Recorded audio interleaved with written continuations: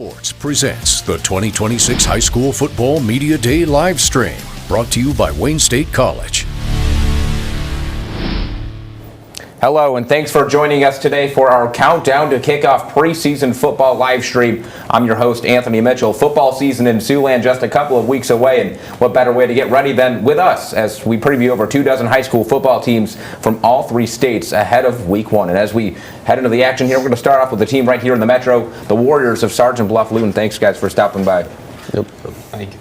And Coach Smith, I've enjoyed talking to you the last couple of seasons here, and you've talked about a couple of years ago how you felt like the energy was starting to switch, and now what you guys been able to do the last couple of years. What's the keys for you guys to stay consistent?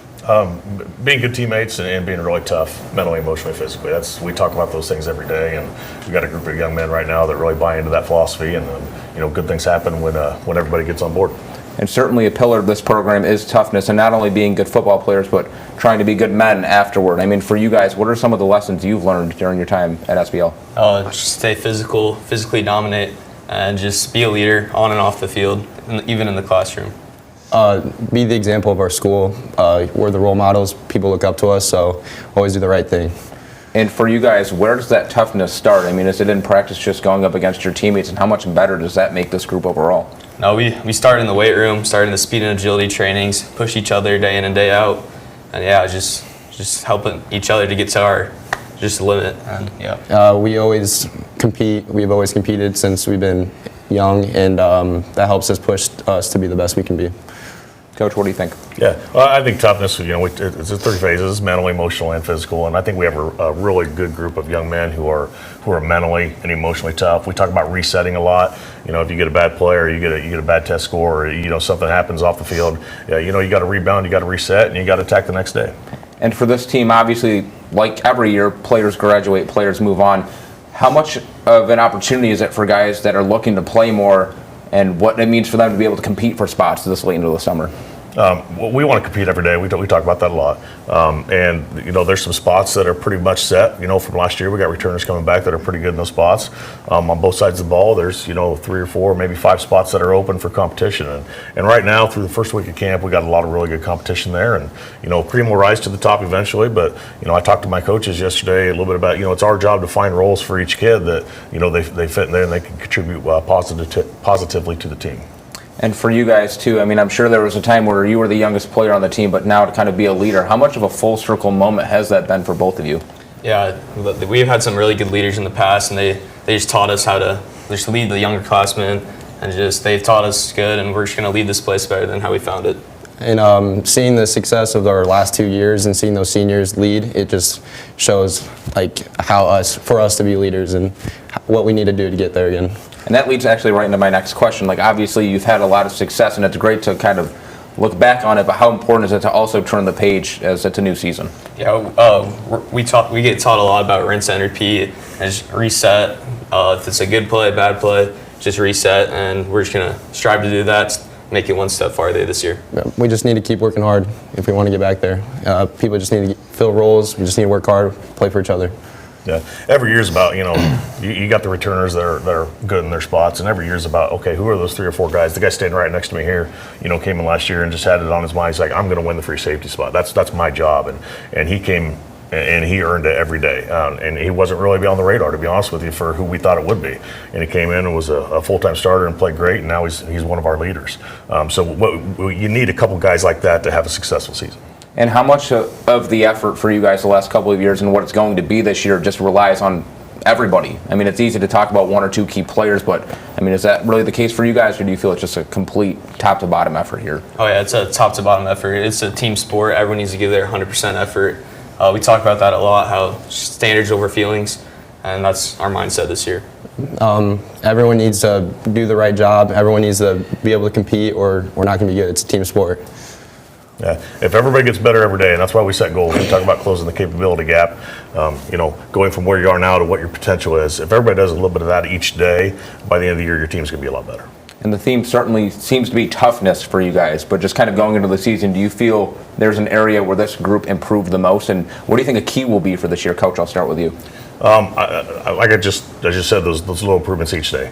It's hard to pinpoint anything right now. We haven't even had pads on yet, so we don't really know what we're going to look like right now those first couple weeks. But that daily improvement. Last year, week 1, we did not play a good football game. And then week 2, kids reset, and we got a lot better, and we continue to get better throughout the year, and good things happen. Yeah, we've just been working hard in the weight room, just getting better and better each day. Just keep resetting after every game. Oh, man, I think a big thing for us too is we set goals each week, and just to get that 1% better each day, something better each day, we'll be a better football team. It's well said, guys. I appreciate you guys stopping by, and best of luck this season. Thank you. Thank you. Of course, and we're going to take a look at Sergeant Bluff Luton's first game of the week. We got our graphic, if we could pull it up here. Sergeant Bluff Luton taking on a team right here in the Metro, the Crusaders of Bishop Heelan. One of our biggest games of the year taking place right here in the Sioux City metro area. These teams very familiar with each other here, and just a couple of weeks away from kicking off the season. And that's going to bring us here to our next team, the Braves of Cherokee. Some friends of the show here. Coach, guys, thanks so much for stopping by. Thank you. Of course, and we talked a little bit before the show here, just kind of what you guys have been up to this summer and some of the work that you guys have been putting in. You kind of want to talk about that a little bit? Yeah, just, we've been very present in the weight room. That's been a big thing, and we've had some 7-on-7 stuff with some different teams. Doing a lot of our open field stuff just as a team, and then just recently this last week had a team camp, and then followed by our own team camp. So. And what's the experience been like for you guys, just kind of going through stuff in the summer as the season works a little bit closer here?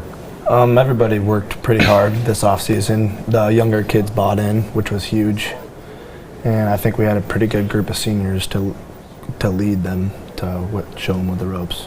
It's been everyone, complete team putting in the work, like he said, everyone working for the man next to you and doing tough things together.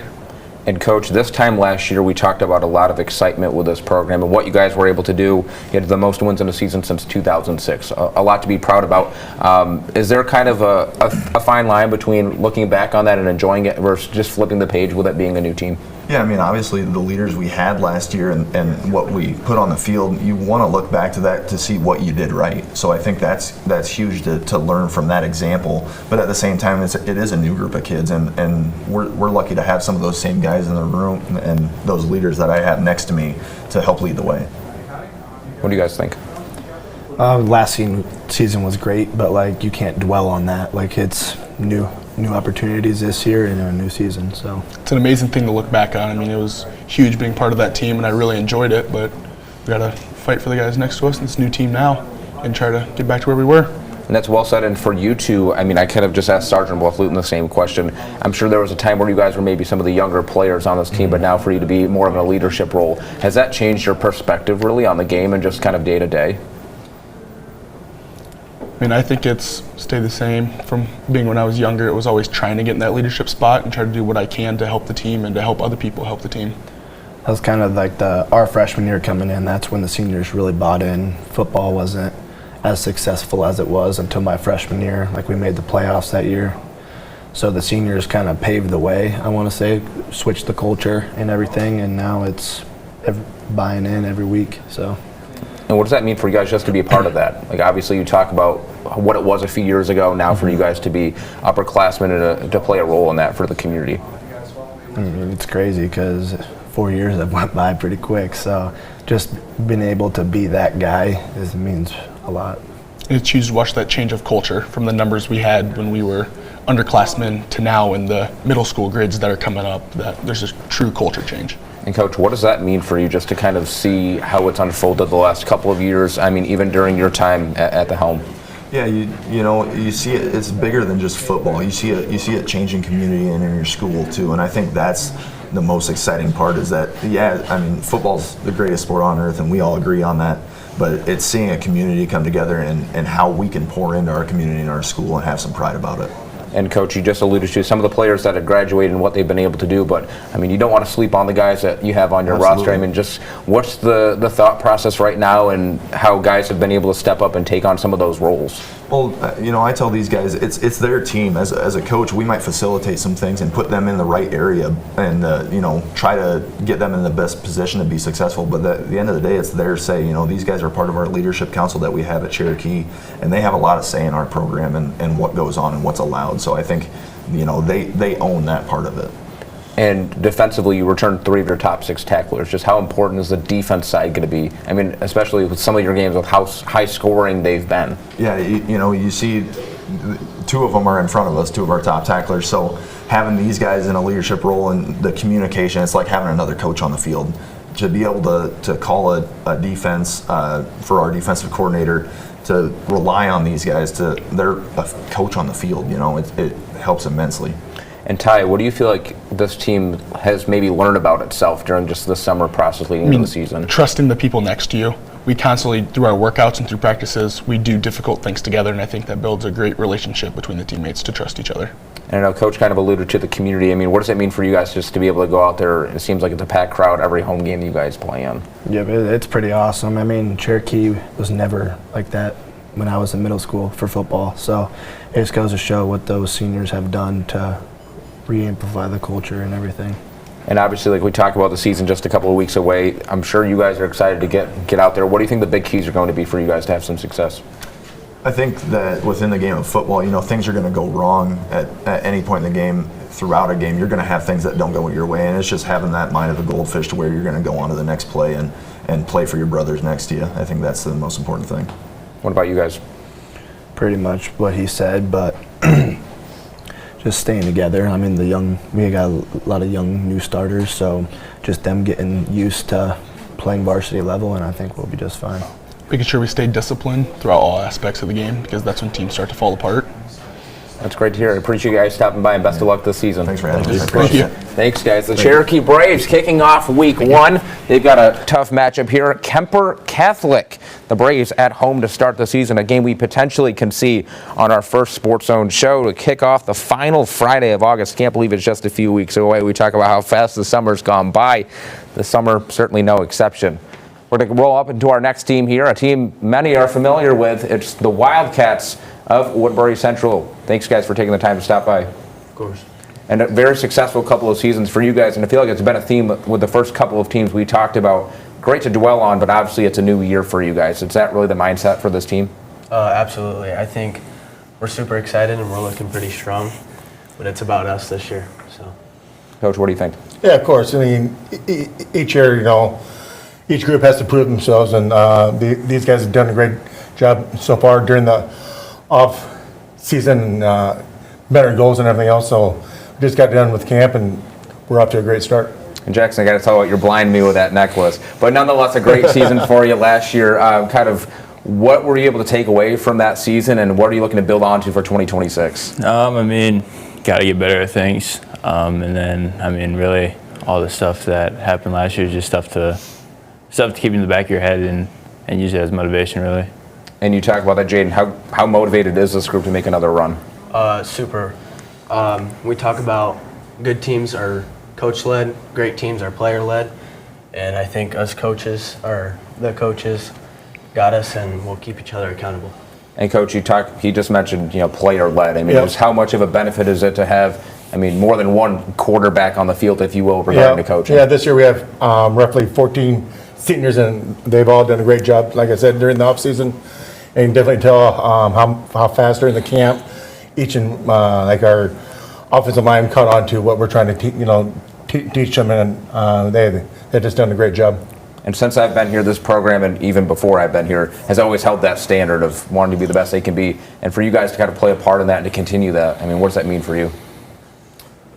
It's awesome that, every week we get to go out and we get to compete in front of a whole town, and to know that they have our backs through everything is just awesome to know.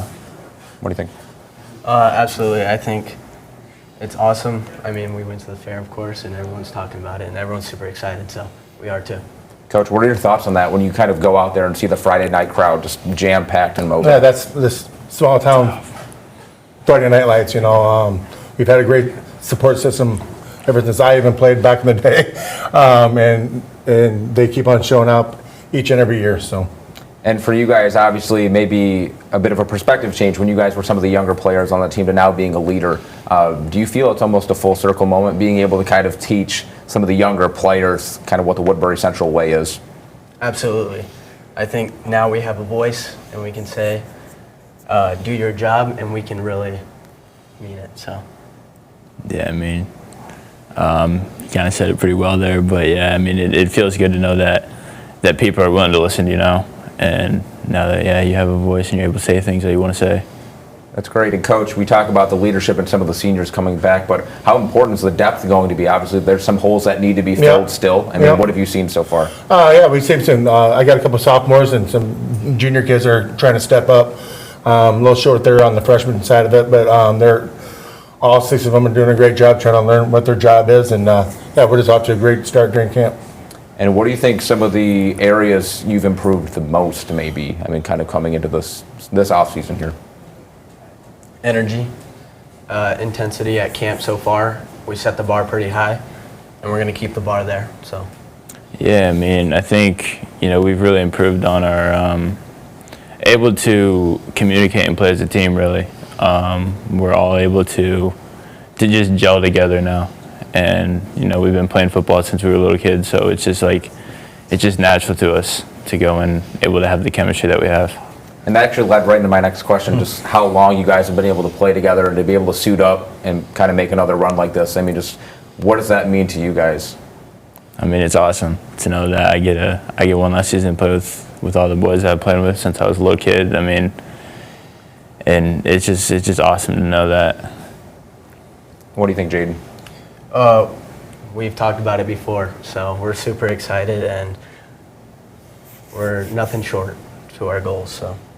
And Coach, we talk about the expectation that this program has year in, year out, and it may be easy to kind of project and look ahead, but just what's the importance of just staying grounded in where you are? Well, like I've been teaching ever since I became the head coach, win the week. And if you do that, then good things are going to happen, and you're going to improve each and every week.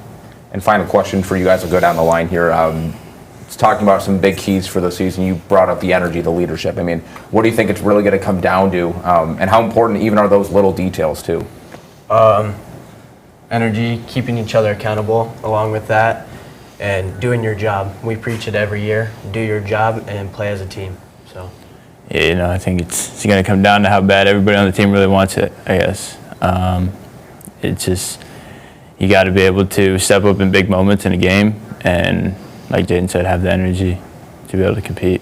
Yeah, I think it comes down to the same thing each and every year, how much of them they can click, as a group, as a family, how physical we can be up front, but the boys have both said, make sure to do your job.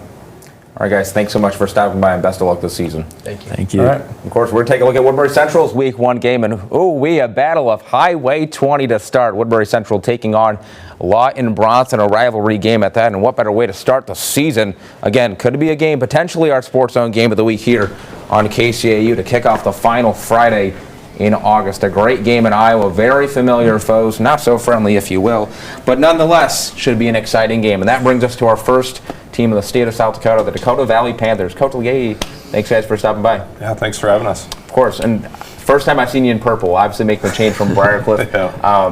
What's just that adjustment been like, and how are you feeling about it? I'm super excited. It's been a lot of fun, and it wasn't an easy decision to leave, but my wife will tell you she's very happy with having a little bit more time at home, but these guys have made it awesome. I just think we have a really good group of kids. They've made it a joy to show up to work every day this summer with them. That's great, and Ty and Seth, great to have you guys here. You were here last year. We talked about some of the expectations from last season, but now kind of seeing what kind of unfolded in the off season. What's just the excitement like right now? I think expectations are definitely higher this year. I think, especially with Coach Ledecky coming in, I feel like we've got a great squad with us and great coaching staff as well. That's great. What about you, Ty? Yeah, I'd say standards are high, and just this group has been really locked in this summer, and it's just been fun to be part of. And I've been looking forward to talking to you specifically because I know last year was that quarterback year for you. And do you feel how big of it was it learning? Oh, big learning experience. Just getting under those lights for the first time from JV football it's definitely changed a lot. So it was a fun time. And what do you think maybe some of your biggest takeaways were, and how valuable do you think that experience was for this year? Very valuable. Just coming back and getting with this group. Just to get that first year under your belt, it's super huge, and it's gonna be fun to come back. And Coach, I know we've talked about it even during your time at Briarcliff, just the buy-in with your guys. I mean, what have you seen this offseason, and how valuable has just those day-to-day operations been? Yeah, it's been huge. I think we've had really good buy-in with guys showing up. You know, we went Monday through Thursday pretty much every week this summer, and I didn't have to be on the phone much, wondering where guys were.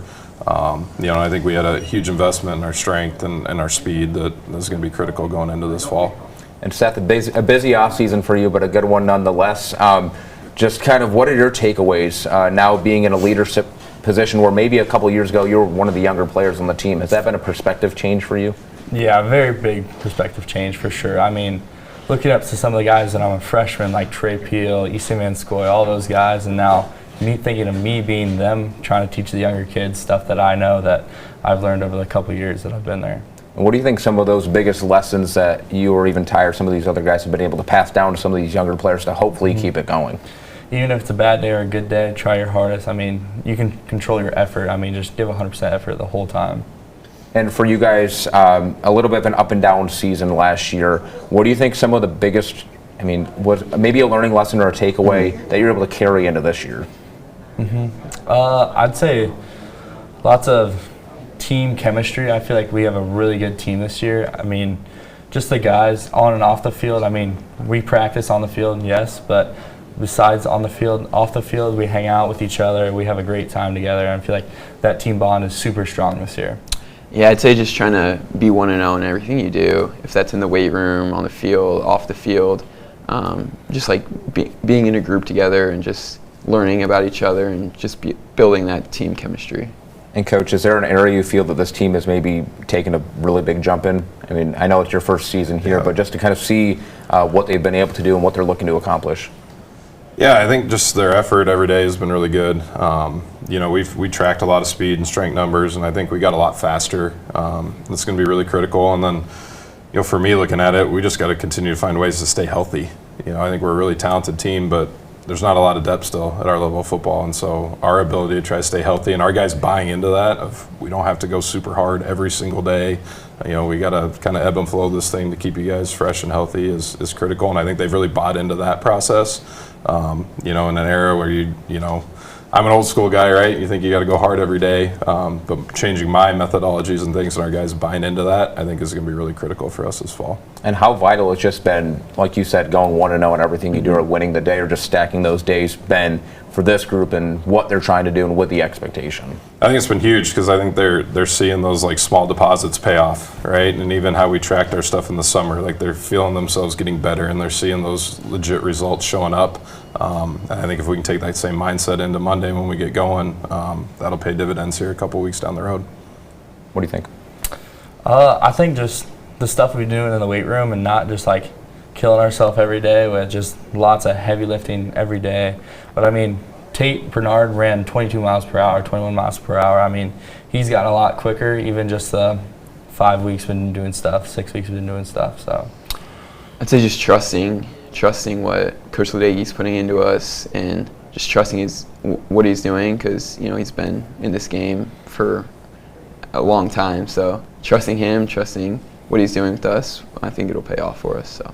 That's great. My final question, I'll go down the line starting with you, Coach. I mean, obviously we talk about the expectations and the excitement, but just like I just mentioned a couple minutes ago, the importance of just staying grounded and just taking it that 1 week at a time, one game at a time.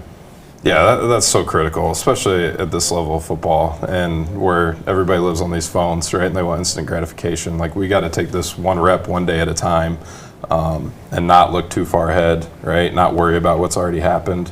And I think this group, led by these two in particular, has done a really good job of just staying level-headed, worrying about what's right in front of them. If we can continue to do that, I think we have a shot to be as good as we want to be. For sure. I feel like a lot of guys get the good plays where they have a great time and, you know, they really have like energy from that, but they also have bad plays where they get down on themselves. But I mean, you just have to flush it no matter what. Every new play is the next play you got to worry about. It's not if you did good or bad, it's what's happening in the next play. Just getting better every day, taking it day by day, week by week. Just like what they said, don't look too far ahead in the schedule or anything. Just worry about one play at a time, and that'll get us to where we want to be. So. It's a great mindset, and appreciate you guys stopping by. Looking forward to the season, and good luck. Yep, thanks. Of course, Dakota Valley Panthers starting the season off with a tough test. You got West Central in Week 1, August 28th game, one of a handful of games in the Mount Rushmore State with some early implications. Panthers with some big expectations, but like they just said, got to take it 1 week at a time. A great mindset to take right there, and that brings us. We talked about our first state team out of the state of South Dakota. How about our first team out of the state of Nebraska? The Crofton Warriors coming off an incredible 2025 season here. Thanks, guys, for taking the time to stop by. Yeah, thanks for having us. Of course. And, Coach, I'll start with you. I mean, obviously a great year, as we just talked about. But what's the importance of kind of taking those learning lessons but turning the page here to 2026? Yeah, I mean, we had a great run towards the end of the season. Didn't start out the way we wanted to. Start out 2-2, and then come back and rattle off 8 straight to get to the state championship game. You know, it was good for these guys to see that environment, to see that atmosphere, to see what it takes to get that far. It's a long season when you're going that deep in the playoffs, which is great. So they know what to expect this year. They know what's coming. Now they've been down to Lincoln. And they're ready to, like we said it this year, we have some unfinished business to get back there and hopefully cap it off the right way. And Tyson, I feel like we were saying your name a lot week in and week out, but just kind of talk about that experience, and again, with it being a new season, but still looking back on how important that was just to go on a run, to gear up for what you want to do now. Yeah, last year was really special as a team. It just showed us last year of how much it takes to make it to the state championship, but it showed us how much more work we have to put in to win it. And it just, kind of put a chip on our shoulder. We didn't really end the season last year the way we wanted to, so it just put a chip on our shoulder this year to, be better than last year and finish what we want to. And just kind of going down the line here, I'll start with you again, Coach. What about some of the keys or improvements you wanted to work on, just kind of getting into the summer here? Right. We knew we had to do a few things on defense to help out. One is put more pressure on the quarterbacks. So there's some things we've been working on this summer. And then we also knew our pass coverage had to get a little bit better. And I think those two play hand in hand. And when you can put more pressure on a quarterback, then your pass coverage does get better because you don't have to cover for quite as long. So there's two things there. And then offensive-wise, look at making sure we're making the right reads, from our quarterback position. Really, our run game was very strong last year. Our passing game had come around. People will say, "Oh, you set a school record with passing and receiving touchdowns," but we still could get better yet and make sure our percentage is high. And Trevor, a question for you here, just kind of going off Coach, just the importance of staying balanced and not being super one-dimensional. I mean, how vital has that been for your team's success? Very vital because, we got Tyson, obviously, an all-state running back. They're going to be kind of more pushing the running defense. So if we have both of that, we can do a lot of things with that and shock a lot of people. And follow-up question for you, I've kind of been asking this team in and team out. I'm sure there was a time where you were one of the younger players on the team. Now to be a bit more of an upperclassman and a leader, has that changed your perspective on things at all? Kind of, but like last year, us two kind of led too, so it was nice. But every day we got to come in and work, and it'll pay off. And how important is it for you, Coach, just to kind of have players as leaders as well, and what that means for this operation day to day? We have a great leadership this year with 15 seniors coming back. And then a good group of juniors who also played a little bit as sophomores. So really good leadership coming back. Excited to have that. We're bringing back 7 starters on defense, and I think we're bringing back 6, 7 starters on offense as well. And then we have other guys who had chances to be critical roles. So with that depth, with that veteran ability, and then just having that ability to go against good guys day in and day out in your practices, and not being a bunch of freshmen out there playing scout team because you don't have the guys. It's nice to have depth and to have some veteran leadership, and it's nice to see these guys taking over in drills and coaching the young kids and getting them ready, saying, "Hey, no, that's not how we do it here. We need to do this." And it's not always a coach saying it. We have older guys that can step in and do some of that stuff too. It's well said, Coach, and that leads into my next question for you, Tyson. Just how important is it to take it one day at a time and just get 1% better? I feel like that's maybe a cliche saying, but it seems like this team really does, instill that every day. Yeah, it's, never looking ahead of what's before you. If you look ahead, people can upset you. We have a pretty good team this year, and if we don't take every game one step at a time, we could, slip up a game or two. But, it's just taking one game at a time and not looking at it before, and always, encouraging the youth, because they are the future of Crofton Crofton football, and I felt like, we have a very good tradition at Crofton, and I feel like it's our job to help continue that and make them better players. What do you think? Oh yeah, I was thinking the same thing. I mean, you can't overlook anyone really around here. Like they're all really good teams in Nebraska. So taking that one day at a time, I mean, is really good. And Trevor, final question. I'll start off with you here. What do you think the X factor is going to be for Crofton football to continue having success?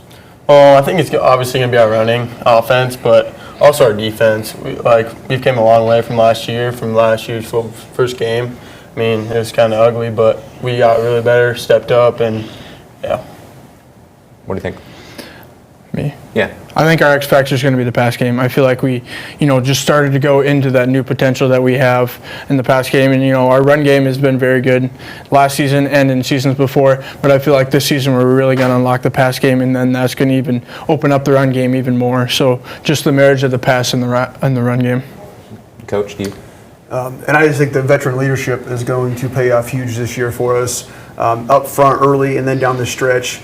These guys have been through it. They've been to it. They've been to the state championship now. They know what it's like. They know what it takes. And having that veteran leadership that has been there, done that, is going to pay dividends. We're going to come out with that strong run game we've always had. And we're going to add that pass dimension. But then our defense, I think some of the guys who got a taste of some of that varsity action last year are really going to take that experience and mold it into something even better this year. Well said, Coach. And Crofton, thanks again for taking the time. Looking forward to catching you guys on Friday nights, and best of luck this season. Awesome. Thank you for having us. Of course. Let's take a look at the Crofton Warriors Week 1 matchup, an all-Siouxland battle against the Penn Dragons, a Northeast Nebraska battle that may very well be featured on our first Sports Zone night. Again, that is the final Friday of August here. Crofton taking on Pender. Warriors with a great run last year, looking to repeat it and take the next step here in 2026. That brings us back to Iowa here.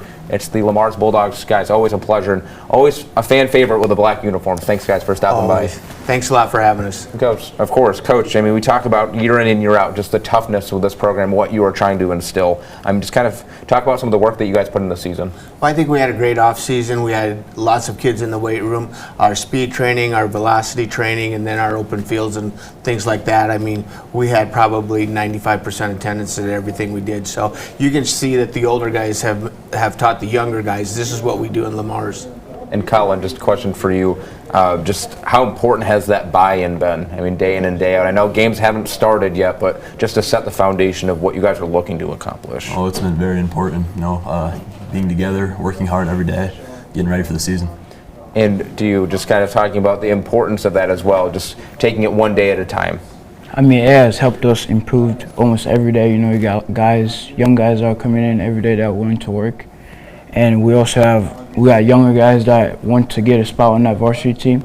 So it has helped us to see how they're improving in the weight room and stuff. I like that answer, and Coach kind of leads right into my next question. It's easy to talk about what this team may have graduated, a lot of talented players, but what you also have back, there's plenty to be excited about. Just what's the internal competition been like, and how's that made the overall group better? Well, it's really been quite awesome for this off season, and even like our camp last week, is we have 70 10th through 12th graders, and so like we talk about is you don't have to do every rep hard or everything that we do hard, but somebody behind you is going to do that. And so if you're going to relax and do that, somebody could take your spot and probably will take your spot. So with 70 guys out 10 through 12, like I said, it's a competition every day in practice, every day in the weight room, and so that's been exciting to see. And that you alluded to as well as the leadership. I mean, obviously aside from coaching, just how valuable has it been for your seniors and even juniors or upperclassmen to kind of take those reins as well? We have 8 unit leaders, and I think they have done an excellent job this summer with, contacting or communicating with their own, and then just setting the tone of how we do things in the Mars. So those 8 guys have been awesome. They were voted in by their peers last spring, and so it's just exciting to see those guys grow in their leadership ability too. So like Colin's been a unit leader for 30 years, and so his senior year here, he's really showed that leadership is important. And Ephraim, kind of question for you here, talking about what Coach mentioned with the standard, how are you guys hoping to continue building on it? I mean, based off last year, we had great leaders that helped us build the team, and that helped me step up in that leadership role. And What about you, Colin? Well, yeah, I've been doing it for 3 years, so I've learned from the other unit leaders from the past. So just installing all the stuff they've taught me and continue to be a better leader. And how is this team looking to improve overall on the defensive side of the ball? I mean, I know it's been a big factor for you guys the last couple of years. What have you looked to kind of add to that? Well, the one big thing I think we have is we have our defensive front back. I think when it starts there, I think you have your defensive front. They're talented. There's a couple of all-district players in there. And then our linebacking crew, even though it's changed, it's really solid. And then Colin comes back as a free safety for us, and so he kind of controls the back end of that. So all of the pieces are pretty much there on the defensive side of the ball. And it starts, but let's be honest, if people can't run the ball because your defensive front is so strong, then they have to pass the ball, which then lots of teams are 50-50 teams at that point. And that's really well put. It really does start with the line, and you guys pride yourself on being physical as well. I mean, just what's the importance of setting that standard, not only defensively, but also on the O-line as well when it comes to playing on offense? And that's going to be another strength too. Is our O-line? We have 3 offensive linemen back. We have quite a few that have played. We're going to have a young quarterback, no doubt. And so we have our H. He'll be a 2-year starter. And so we're going to have to really lean on that offensive line to move the ball, and our H to move the ball and stuff. And give our young quarterbacks time to kind of figure the game out, because the first 2 games of the season they move pretty fast for a young quarterback. Yeah, no kidding there, Coach. And for you guys, just to kind of see what you guys are looking to build, I mean, how cool has it been? And no, you're just a couple of weeks away from the season, and then you're not playing against each other anymore. You're playing against some real opponents. Mm-hmm. Yeah, it's been great. The competition's been there. I'm really excited for the season. I mean, we've been waiting almost, I don't even know how long, but we're here, and I feel like we've practiced enough and we've trained enough to where we feel prepared for the season. Well said. And final question, I'll start with you. What do you think the big X factor is going to be for Lamar's football this year? I mean, for sure, our passing. We got a young quarterback that can throw it, and we also have young guys that are coming in for that receiver spot that are willing to help our offense. I think our defense is our X factor. We got a lot of guys back and some new guys that are competing really hard for their spots, so I think we'll be able to stop some teams. I really think is what happens when we get punched in the face. And that means, Mike Tyson always says everybody's got a plan until you get punched in the face. And so, what I'm excited to see it. We're going to get punched sooner or later, and then how we respond and how we grow from there. That's really the X factor for us. And I think being with these guys pretty almost weekly throughout the summer and obviously through camp, I think they'll respond. I was waiting for the annual coach quote. There it is. You have the story time. You got a quote to follow up there. Lamar's, thanks so much, guys, for stopping by, and best of luck this season. Thank you. Hey, thanks. Of course, Lamar's kicking off the action in Week 1 against Council Bluffs Lincoln. Another game right here in Siouxland you'll be able to catch on KCAU Friday night. And our first Sports Zone show, again, that's that first Friday, the last Friday, I should say, of August. Can't believe it's here in a couple of weeks. And we talk about teams right here in the Metro. How about a team right here in our own backyard? It's the Black Raiders of Sioux City East. Coach Winkelpleck and company, always a pleasure having you guys. Thanks for stopping by. Yes, sir. Appreciate it. And Coach, we're going to start with you here. A lot of expectations and what you guys are looking to do. In that note, though, how do you just stay grounded? Our guys have done a great job of just coming in each and every day and just trying to get better, and they've been doing that since November of last year. They having an opportunity there in the quarterfinals and coming back and taking the lead late in the fourth quarter and stuff. Our guys have done a really good job of preparing themselves for this year, and they understand the task at hand. And Chris, next question for you. Obviously, last year was last year, but how much of that was just a motivator for this group to try and make another run? It was a huge motivator. That loss for us, Northwest, kind of hurt. It hurt a lot, actually. It's just like, I feel like our team, we won it. We won it more than everybody else. Like the way we put in the work in the weight room, on and off the field, and everything like that. Kason, what do you think? Yeah, for sure. It definitely was a motivator going into the offseason. It gave the young guys the eyes of how bad it hurt and how bad we won it. It just shows us how close we are to those Des Moines schools. It was definitely a motivator for us, and hopefully we can just do something better than this year. And first off, congrats on the commitments for both of you yes, guys. Sir, thank you. Yes, sir. Obviously a busy off season, but just how important is it for you guys just to take it one day at a time and just focus on those little details in the off season? Yeah, it's definitely it's a big part of us. We definitely need to get bigger and stronger. So that was huge for us this off season, and that was a big part of what we wanted to do. Chris, what do you think? We just got to put in more work. Just be flexible and flowing like water. Take it one day at a time. I like that. I got to write that down. Coach, just talking about the returners that you guys have, it may be easy to talk about some of the players you had lost, but obviously a lot of talent coming back. Just where does it start for you guys? Yeah, I think each and every coach knows that it starts up front, right? Day in and day out. So we got to win up front, but we return a lot of skilled guys as well. And we have some really good guys that are leaders on the team. And like you said earlier, what keeps these guys grounded is, I mean, they know they got to put in the work one play at a time, one day at a time. And last week at camp, it was a great week for all these guys, and we have some incredible leadership. These two guys have been captains the last 2 years, you know, so it's great having these guys come back, and our guys kind of know what the expectation of practice is and the task at hand, and they do a really nice job of keeping these guys at practice and engaged and keep going. And there's certainly some opportunities for guys to step up and maybe take on a bigger responsibility. Just how big has that internal competition been? I mean, especially for some spots up for grabs. Yeah, I mean, these guys challenge each other every day, right? And the competition aspect, and we have some periods in practice where we have some competition and stuff like that. And these guys are friends, but when they're on the football field, you know, it's competing against each other and trying to make each other better. And we've had some young guys that have done a really nice job this summer in this camp, stepping up, and we're excited to see what those guys are going to bring to the team as well. And Chris, so what do you think, kind of going off what Coach said about just that internal competition and almost like an iron sharpens iron type of thing? I think, like, especially on the DB side and wide receiver side, I truly believe that we have the best wide receiver core in the state. Definitely with Isaiah Grant, me, Kaysen, and Tanner Boonstra. And with the backfield also, Amos Collins. In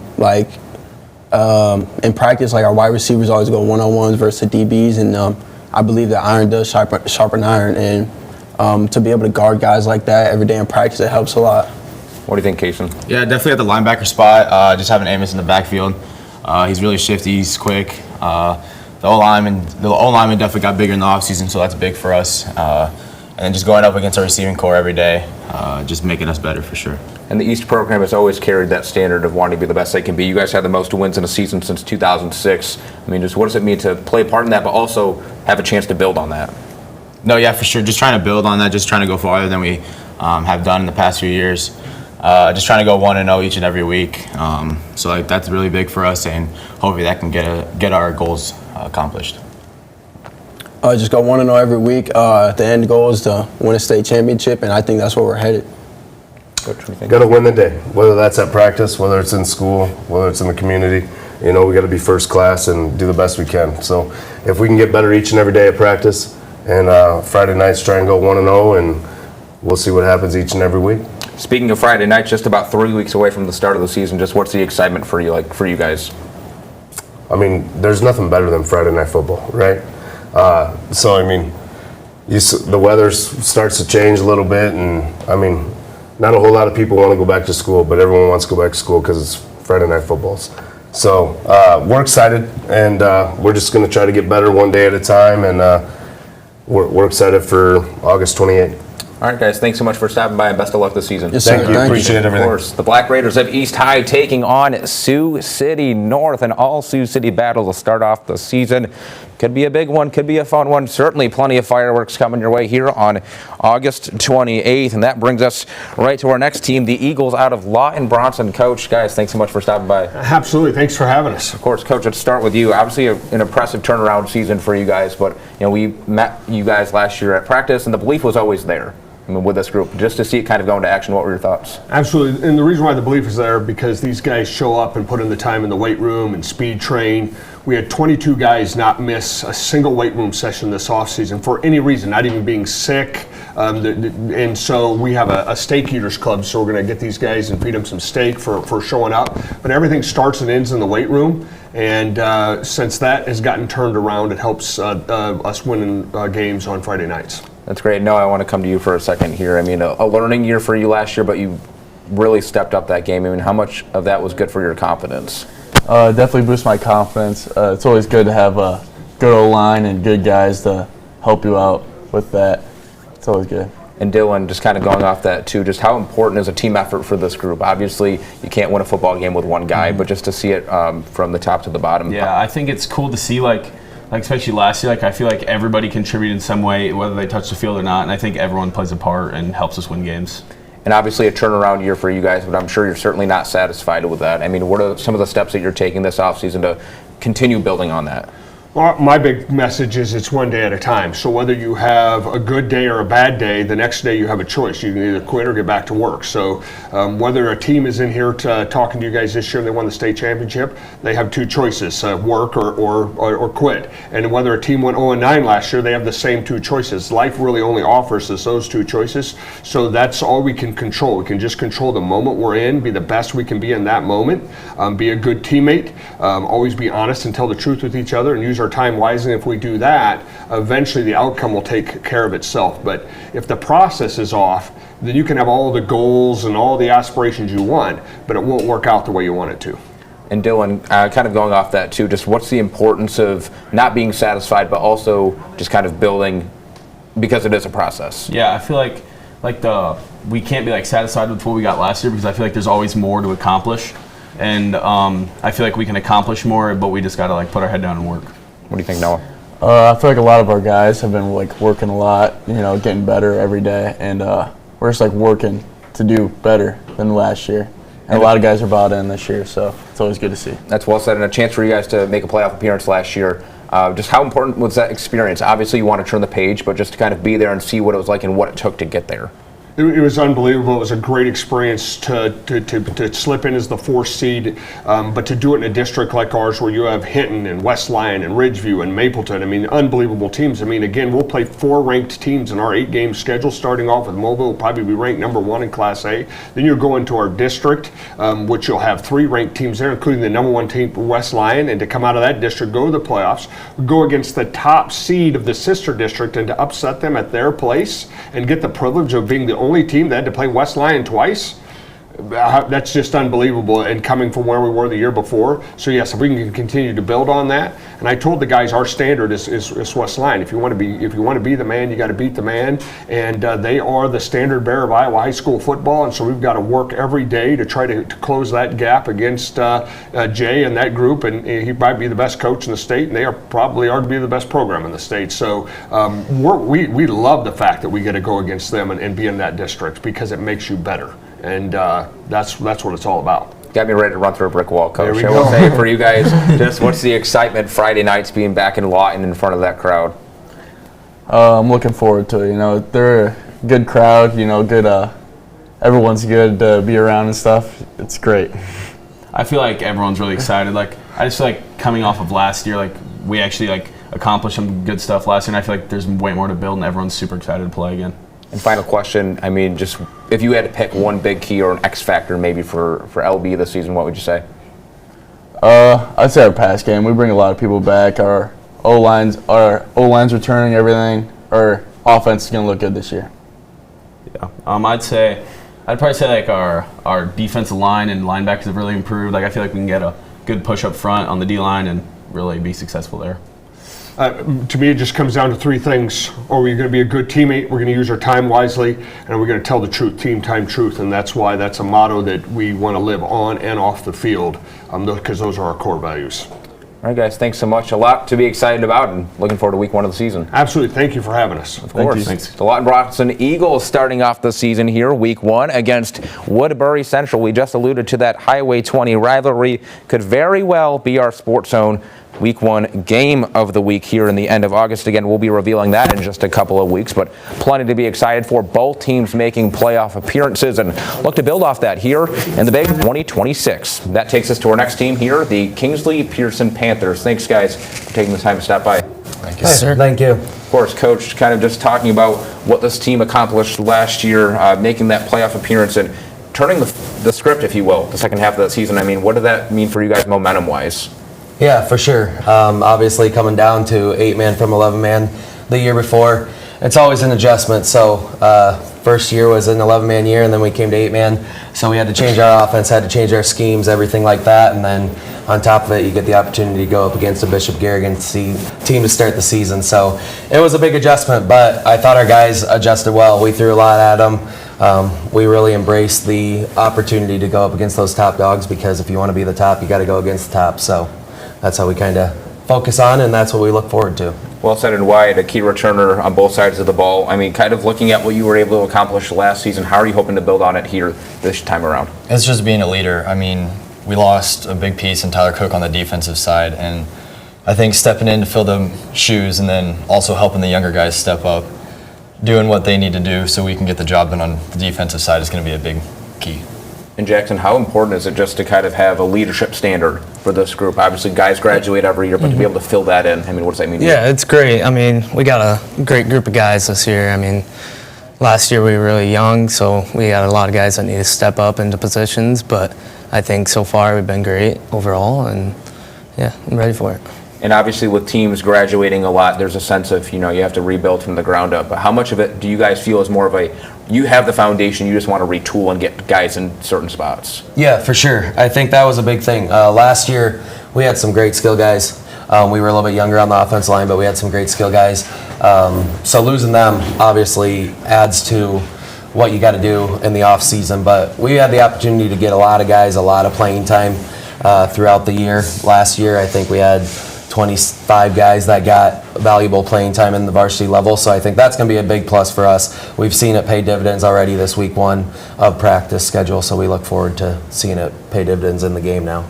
And I'm glad you brought up the schedule. Certainly no cakewalks for you guys whatsoever, and just the way last season ended. I mean, how valuable was that experience for this year? Yeah, obviously going up against the eventual state champs in Bishop Garrigan for a second time, that's always kind of that barrier you have to put yourself up against. Like I tell our guys every day, we aren't going to shy away from anything. We want to embrace everything. We want to embrace those opportunities. We have to figure out where we're at. We have to figure out those standards we want to set, and we have to elevate our game every day, 1% every day. So that's been huge, and I think that's really going to lead towards our successes this year. Well said. What do you think? I think it was great that we got that experience and played the top dog. I mean, at the end of the day, no matter what, if you're going to make it to the Dome, you have to go through multiple good teams. So, it was great getting that experience, playing one of the best teams in the state, and now we know what it's like to be like that. Yeah, no, playing that Garrigan team, it was definitely an eye opener. But we saw good, we saw bad, and we learned from it, and it showed throughout the season. We don't shy away from it. So going against that tough team, learning what can we do better, but what was also going good. It definitely paid dividends throughout the rest of the season. And just final question for you guys. You talked about, leadership, wanting to get better every day. Ultimately, what do you think the X factor is going to be for KP football? I think it's kind of like I tell them our motto this year is embracing the journey, not the destination, right? Everybody has the same destination. Everybody wants to get down to the Dome. Everybody wants to raise a state championship. Okay, that doesn't change. That's a constant. So how do you embrace the journey that's going to get you there? How do you be 1% better every day, and how do you get to that next level and elevate your game day by day so that at the end of the season you're there? Well said, Coach, and thanks, guys, for stopping by. Best of luck this season. Thank you. Appreciate it. Thank you. Of course, the Panthers, one of the biggest fan bases here in Siouxland. Every time I go to a game, I got to leave like 30 minutes early just to get a parking spot. But nonetheless, KP kicking off the season here against, let's pull up this graphic if we can real quick, Kingsley Pearson starting the season off.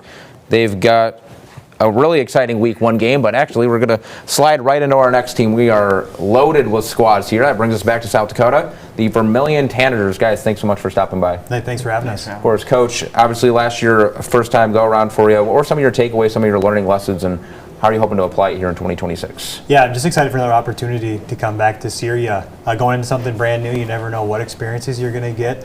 Learned a lot of lessons as a head coach, the managing of not only a roster, but also coaching staff, and just kind of being a leader in the community too for the football program from youth all the way on up. So it's all a learning process with that. My goal is just to keep getting better and better at it, to give these guys the best chance and best opportunity to be successful. Well said. And Nolan, just what's the importance of you guys just staying consistent through the process? Obviously, last year may not have gone the way you wanted it to, but just to stay bought in. I think it's really important because we got a lot of good coaches, and last year I think towards the end of the season, we knew that we weren't going to be in the playoffs probably, so we focus kind of drifted. I think it's really important just throughout the entire season this year to just trust the coaches, trust what they're telling us, and just buy in. And Duke, just kind of going off that too, how important has the leadership been? I mean, for the season and the process of what you guys are trying to accomplish? Yeah, of course. So I think leadership is a big thing for us. Us as seniors now, I think we need to step up, take a big role on our shoulders, and kind of show the younger guys, how we play Vermilion football and everything like that. And Coach, obviously you don't want to dwell on last season too much, but was there really anything that you kind of looked at and said, hey, we really want to get better at this, and how have you addressed it? Yeah, big focus this year is our run game. I think we've had a really good skills over the years, and we have a talented quarterback. Last year as a senior, and then we got Nolan coming back with a lot of experience here and there at the quarterback position. So we have the skills. Realization that if you want to win football games, you got to be able to run the ball and control the clock. So that's a huge focus for us this year. Keep establishing that culture of a physical brand of football. Just keep building the culture. Winning is a byproduct of the work that you put into it. So keep buying into the process driven of everything. Keep buying into the process. If we do things the right way, the product will happen, and you'll get paid dividends with getting wins, hopefully on Friday night. But if you do things the right way, it gives yourselves the best opportunity to win on Fridays. I like that quote. I think that speaks dividends of what you guys are trying to do, and you guys kind of feel that, yes, you have expectations and you want to do X, Y, and Z, but just the most important thing may be literally what's right in front of you. How do you feel? Yeah, it's just important to keep it 1 week at a time, I think, every season, every game, every day. Just do your job and trust that everybody else around you is going to do theirs. And kind of going off that too, just what's the importance of trusting the guys to your left and your right, especially when things get tough throughout the season? Yeah, I think that's very important. So, like, if you don't trust the guys beside you, you're not going to do your own job. And I think that's the most important thing. You have to trust everybody. You have to trust your brothers on that team, and you just have to go to war with them. Final question, just kind of talking about, whether it's the run game or quarterback or run game, what do you think the biggest X factor is going to be for Vermilion football? I think the big X factor is everything besides football itself. I think the process of what we're going to do things, I'm a full believer if you do things the right way, good things will happen to you. If that's showing up early, doing all the extra work, everything you do to become a football player, we're student athletes first. So we got to take care of our business in the classroom, in the community, get that positive culture, keep building in Vermilion. And I'm excited what this team can do. What are your guys' thoughts? Just big keys, big X factor here. I think it's going to be like the senior leadership that we have everywhere, pretty much in all the key spots, on defense, offense, everywhere. Just a lot of experience and a lot of older guys that can help out the younger guys that are trying to step up. Yeah, I think a big role with leadership and having high energy, especially on defense. I think if our defense really buys in this year, I think we can take really far steps in football. We're looking forward to see what you guys do this season. Best of luck to Vermilion. Awesome. Thank you. Of course, the Tanagers kicking off the season week 1 against Canton, the Seahawks, at a C-H-A-W-K-S, not Seahawks like Seattle, just in case you were wondering. Tanagers looking forward to building on a year with plenty of highs. They showed some flashes in 2025, looking to play a complete brand of football, as Coach Bud Meyer just alluded to there, in 2026. Let's keep the train rolling here. A different type of bird, the E-Hawks of Emmitsburg. Thanks, guys, for stopping by. Yeah, you bet. Thanks for having us. Of course, Coach, kind of just starting with you. What's the buy-in been like for this group coming into the season?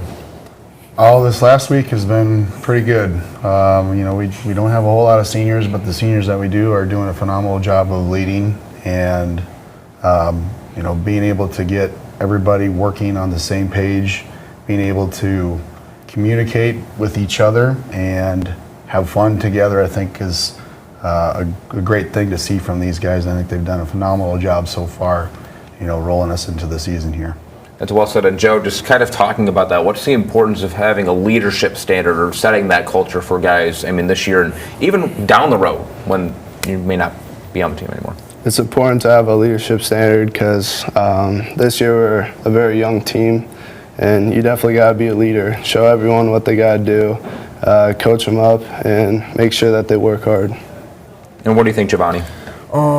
I agree with Joe. I think it's very important to be a leader, especially to these young kids. That way they know right from wrong. They learn a lot from how us seniors learned, like at the start of our career as a high school football athlete. But yeah, honestly, I think it's very important that we just sharpen our blade with other people. Well said. And just looking at what you guys have been able to accomplish, made a playoff appearance, third season consecutively over 500. What have you liked just during that process, and how valuable has it been for you just to kind of see it continue? Well, tradition matters, and we have a very strong tradition at Emmitsburg, and I think, when the young kids see it and they know that they can have success, it takes hard work, it takes dedication, it takes determination. I think if that continues, I think most of the kids that are going to see that are going to reflect that, and they're going to try to put that into action as well. And I think that with these guys that are standing to my right, they've been a part of that for the last 2 years. They've been whether they've been a starter or they've been a blue darter or a scout team player, whatever it is, they've been a part of it. So knowing that they can be able to use that to help motivate them to become the best they can be when they become seniors. I think that's important. So. That's well said, and it's hard to talk about Emmetsburg football without talking about that defense. 4-0 in games where you guys allowed 21 or fewer points. Just how vital is it just to get things going, and how does the defensive side of things really create some more confidence on offense? Well, yeah, it's a complementary game. If our defense can, follow through with big stops, turnovers, whatever it may be, then the offense can get on the field, and then we can replicate that too by running the ball, getting first downs, and then taking care of the clock. And I think for us, that's complementary football. We have to be able to play a solid defense and then establish the run game on offense. And if we can do that, we're going to have a high chance of success. So I think those are things that we really hang our hat on. And Giovanni, just kind of looking at what you guys have been able to do this offseason and what you're looking to do you feel there's an area this team has grown the most? Yeah, I'd say that, especially with the younger kids, they've been taking a step up. They've been doing the extra stuff. They've been staying after. Even though it's not practice yet, we had camp and they were staying after half an hour after camp, getting extra reps in, doing conditioning. And we've just done a great job at stepping up as a whole team. So, yeah. And going off that, Joe, just how important is it to build that chemistry? A lot of younger guys, as you had mentioned there, just to build a rapport so when it's time for game time, you're ready to roll. This offseason, we've really been growing bonds together with everyone on the team, and I think it's really important that everyone's working together, everyone's happy together, so we can have a successful season. That's great. And final question for you, Coach. I mean, there's so much to talk about in the game of football. What does it really boil down to for Emmetsburg? Well, it boils down to our leadership, especially with our seniors. Like I said, we don't have many, but we do have good quality seniors that have had good experience. That's going to help us. And then just being who we are. If we can do the things that we need to do as a group, as a team, I think that puts us in a successful method of progress. I think we can continue to work on things throughout the season, which we obviously will, but I think if we can, establish the run game really well, work on that, and then also be assignment sound defense, we're going to be just fine. So. It's great to hear, Coach. Well said, and thanks, guys, for stopping by, and best of luck this season. All right, thank you very much. Of course, let's take a look at Emmetsburg's Week 1 game. You've got Esterville, Lincoln Central. Emmetsburg starting the season on the road. A lot of excitement for the Ehoks, as they just talked about. A lot of leadership and a lot of chemistry being built, and that season starts off in just a couple of weeks. Week 1 starts August 28th, and I know we just talked about birds, and why not have another one here? The Cardinals of South Sioux City, Coach Peterson and company. Thanks, guys, for stopping by. Absolutely. And for you, Coach, let's start off. I mean, obviously not the way maybe you wanted last year to go, but there were a lot of flashes that you guys showed. I mean, what were you able to build off of and take away from 2025 into the offseason? Yeah, I think it was a good experience to get a lot of new guys playing the game, and we returned quite a bit. I think 4 of our 5 starting offensive linemen are back this year. And we ended the season on a really high note with a win that kind of made people excited about the offseason and working into summer, and now they're wanting to continue that same trend. And for you guys, kind of just looking at what this team did last year, what's the excitement like just to get back on the field and hopefully take a next step up? Well, we're seniors, and it's excited to be our last chance to play with our brothers. Our blowout win against Buena Vista really upped our spirits. We're excited for this year. We looked good at camp. Overall excited. What do you think? Yeah, just like you said, we're seniors. It's our last year. We gotta just play the game. Leave everything we have on the field. We do have a lot of young guys, and it's really fun because we're showing them, and they're learning, and we're just watching them improve. So it's just we've seen them improve so much that we're excited for this for the new season to start, so we can see how much progress they've made so far. Well said. I'm glad you brought up that game. That actually leads to my next question. Obviously, you don't want to dwell on what happened last season, but what did that do for you guys to say, hey, if we put a game together, we really can make some noise or pull out some wins? Yeah, we got really excited. The momentum, the intensity, we all had an overall fun time, and yeah, we're excited to go into the season. And Coach, kind of going off that, did you have an emphasis on really anything this offseason and say, hey, we really want to improve on this, and how did you address it? Yeah, it was kind of coming down to like discipline, like doing all the little things right. And so it was like in the weight room where like we're all starting on a whistle and we're all starting with our feet behind the line and like just doing little things to make sure that once we get to the big things that like we're not thinking too much, right? So it's kind of like the discipline, like doing all the little things right, so that when we get into a game we can just compete and play. So that may not be the first thing people think about. If you're talking about, oh, maybe we want to throw the ball better, we're going to have a better spot, or whatever it may be. But for you guys to kind of talk about that, I mean, just how important are those details, and do you feel it's made a difference so far? Absolutely. I mean, we're in camp. We have less guys like asking questions. They're just like ready to go. They're ready to compete. We are like just really getting after it in the weight room, and it's like the attention to those little details is the difference between benching 225 and 245, which doesn't seem like a lot, but then all of a sudden you get on the field and that 20-pound difference does make quite a bit of a difference. And for you guys, you talk about some of the leadership and some of the youth that you have. Just how important is it going to be to really just have everybody week in and week out? Yeah, I mean, we're without a lot of seniors starting this year, so next year we're in need of younger guys to step up, and we're teaching them the best way we can. What do you think? I just think they gotta stay on their grind. A lot of upcoming guys, they have potential. They really do. I've seen a couple guys just ball out like whenever they've had their chance on varsity. So I just think that they just got to keep doing whatever they're doing, and just keep improving. Well said. And Coach, we talk about the leadership, we talk about the discipline. Aside from that, do you really think there's going to be like, hey, this is what we need to do to take that next step and have some more success? Yeah, it's kind of playing like team first football. Like we're not thinking about ourselves. I'm not thinking about my stats. I'm thinking about how can I make my team better. Even if it might be 1 week where a receiver has 150 yards, and the next week he's just blocking real hard to get a running back up to that level. And so it's just kind of putting the team ahead of ourselves to make sure that we are in the best position to win at the end of the fourth quarter.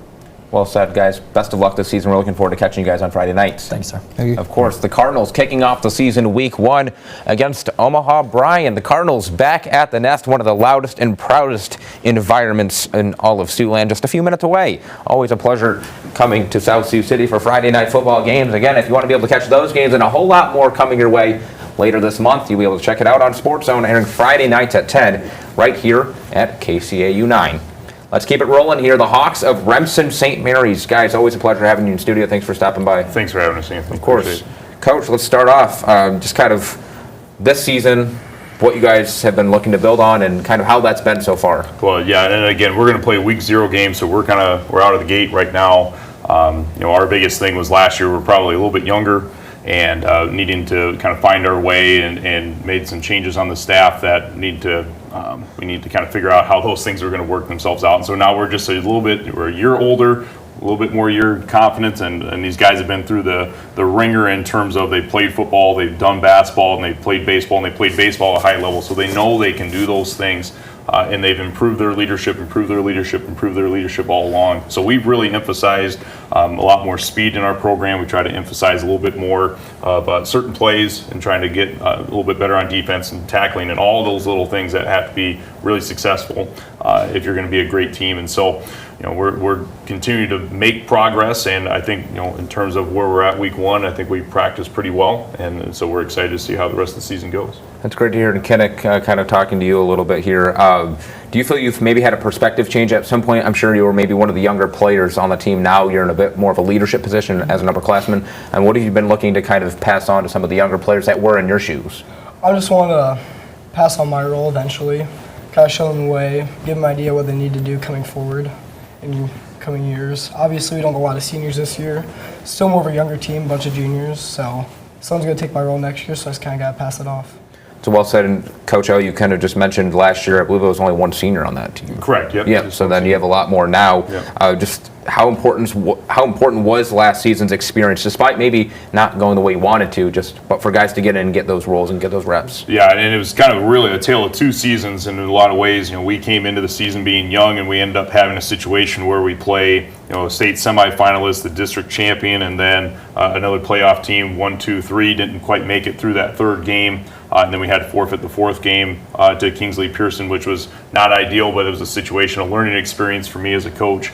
And so, in that first 4, those first 4 games, really 2.5 games, we end up in a situation where well, we're trying some things on, and then eventually we get to those last 3 or 4 games, and it ends up in a situation where we're playing at probably a level where we are a little bit matched up a little bit better, and so then we can see all the work that we're doing really come into fruition. So as we fast forward to this year, we are already kind of playing at a level that is much more conducive to probably high varsity type level football. And the only reason why that is because we really harped on the fundamentals, harped on just a few plays, and so as we step into it now, these guys really have a really good feel for what they're doing. So, and I'm glad you bring that up because that leads right into my next question for you, Kayla. Just kind of talking about those details and those little things. It may not mean most for some, but for you guys, it seems like it's a very important thing. I mean, just how important is that just to kind of do those basic things, reps? Well, you're not going to make it very far if you don't focus on the little things and make sure that everything goes right. You know, on defense, everybody's got to do their job. Where you're going to let up a big play. On offense, everybody's got to make the right blocks, make the right routes, so you can continue pushing down the field. So I'd say, yeah, just focusing on doing the little things right and focusing on making sure that we're all doing our unique jobs and that we're all locked in and we're all one unit. And Remsen St. Mary's certainly having a tradition just for excellence and carrying that standard year in and year out. For you guys to kind of be able to take the torch from players that were in the past, I know might be a throwback name, but like Caleb Wortman, Jackson Bunkers, guys like that, and even before that. But now it's you guys. I mean, just what does it mean for it to kind of be your team now? It means a lot. It puts a lot of weight on our shoulders, but pressure makes diamonds. So we're just trying to be at the top level of our game and just execute our job. Yeah, I totally agree. Just focusing on looking at those guys and doing the best version of what they did and putting our spin on it, and yeah, helping the guys in any way we can. And then I believe you guys, so you are with Sioux Christian now, correct? Yep. So how's that been? I mean, I know that's been a thing where maybe you kind of having to mix and match different guys in different spots. And I give a lot of credit to our juniors and seniors, in terms of, living what we're trying to do. One of our goals is to really try to build discipline, brotherhood, all that stuff, and unity and understanding sacrifice and service. And certainly when we talk about what Sioux Christian's doing, coming to play at Remsen, those guys are making those sacrifices to be a part of it so that Sioux Christian continues to have a football team and they continue to build those relationships as they move forward. But then I give credit to our guys doing a really good job of trying to incorporate them, making friends, obviously trying to build a unifying situation so that eventually we are just one team. And that, I think we're doing a really good job of that. And so credit to everybody at Sioux Christian and Remsen St. Mary's and how we're trying to come together. Both administrations have worked really well. That's great. And final question for you two, just what's the excitement to be back under the Friday night lights in a couple of weeks? It means a lot. I've been waiting for it all year. I didn't play a whole lot in baseball, so I've just been really excited to come back and play football this year. I'm very excited as well. Just putting on the pads on Thursday, I think it was, and then full pads today. We had a scrimmage. Feels really, really good, and I think we're all starting to get locked in, and we're ready for our first game. Well, looking forward to catching you guys on Friday nights. Coach, guys, thanks so much for stopping by. Best of luck this season. Thanks for having us. Thank you. Appreciate it. Of course, we talk about Remsen St. Mary's, one of the first football games here in Siouxland. Again, we alluded to week 0, taking on our Weeva Hawks, taking on the Rockets. Again, Remsen St. Mary's back under the Friday night lights, a loud and proud community there. Nonetheless, and speaking of loud and proud communities, should be remiss not to talk about our next team, the Falcons of West Sioux. Guys, thanks so much for stopping by. Thanks for having us. Thank you. Thanks for having us. Of course. Coach, wanted to talk about obviously what you did last season, but obviously the mantra may be you don't want to reflect too hard on it. I mean, is there any takeaways or any lessons that you were able to kind of bring into 2026 or at least the off season? Yeah, I mean, obviously we fell a little short of what our ultimate goal was, but it's a new season and you just try to learn from any mistakes that you made at the end of the year. We ran into a tough Marcus team twice and you don't mind losing games to good teams as long as you learn from it. And we learned a lot from that. And Eli, kind of just talking about that and what the standard of West Sioux football was, or is, I should say, snapping back-to-back runs of under 500, and then you come back and win 10 games. I mean, just what does it mean to play a role in that? Feels amazing. We just push each other every day, get better. And the first 2 years of our career wasn't the best, but we just kept working and they got better. And even though you mentioned kind of those first couple of seasons were a little bit disappointing, did it make what you were able to accomplish just feel that much sweeter? Oh yeah, it made it way better for us, and it just shows that hard work pays off. And Coach, kind of just talking about what you return, obviously a lot of it on the receiving side, just how valuable is that experience? Yeah, I mean, you alluded to a couple seasons where we, did maybe have West Sioux type seasons, but those were young kids, and those kids are all back now. We returned, I think, 9 starters on offense and maybe 8 or 9 on defense this year. And, there's no substitute for experience as far as that goes. And having these guys back, a couple of these guys started as freshmen, so it's huge. And Cooper, just talking about that experience, I mean, how has that helped you in the long run? Like they just mentioned, being able to win a 10-win season last year and what came out of that into now. Like what Coach said, it's great that we have everybody back, that we only lost a couple seniors, and now we're all juniors and seniors, and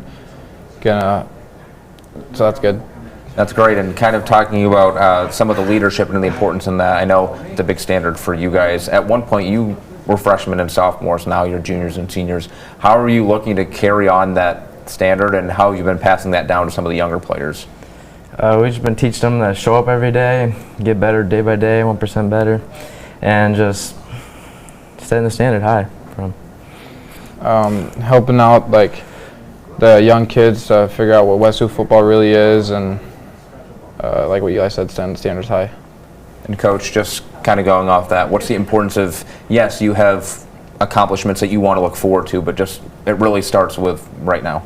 Yeah, it starts with day one. I mean, we've had some success because we have a pretty good recipe for success, I think, but that's hard work. Every team's a different team, and every team that comes in has to meet those standards. And I'm really looking forward to this year's team because our offseason, the weight room and things were just tremendous, and I just think it's going to catapult us into the regular season.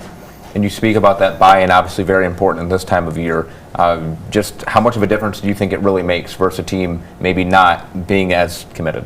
Yeah, I mean, that's 100%. I mean, you got to come in and you got to be 100% committed. And this team has bought into everything that we've asked of them as a coaching staff. And, that's just huge as far as a culture standpoint. And that's championship culture.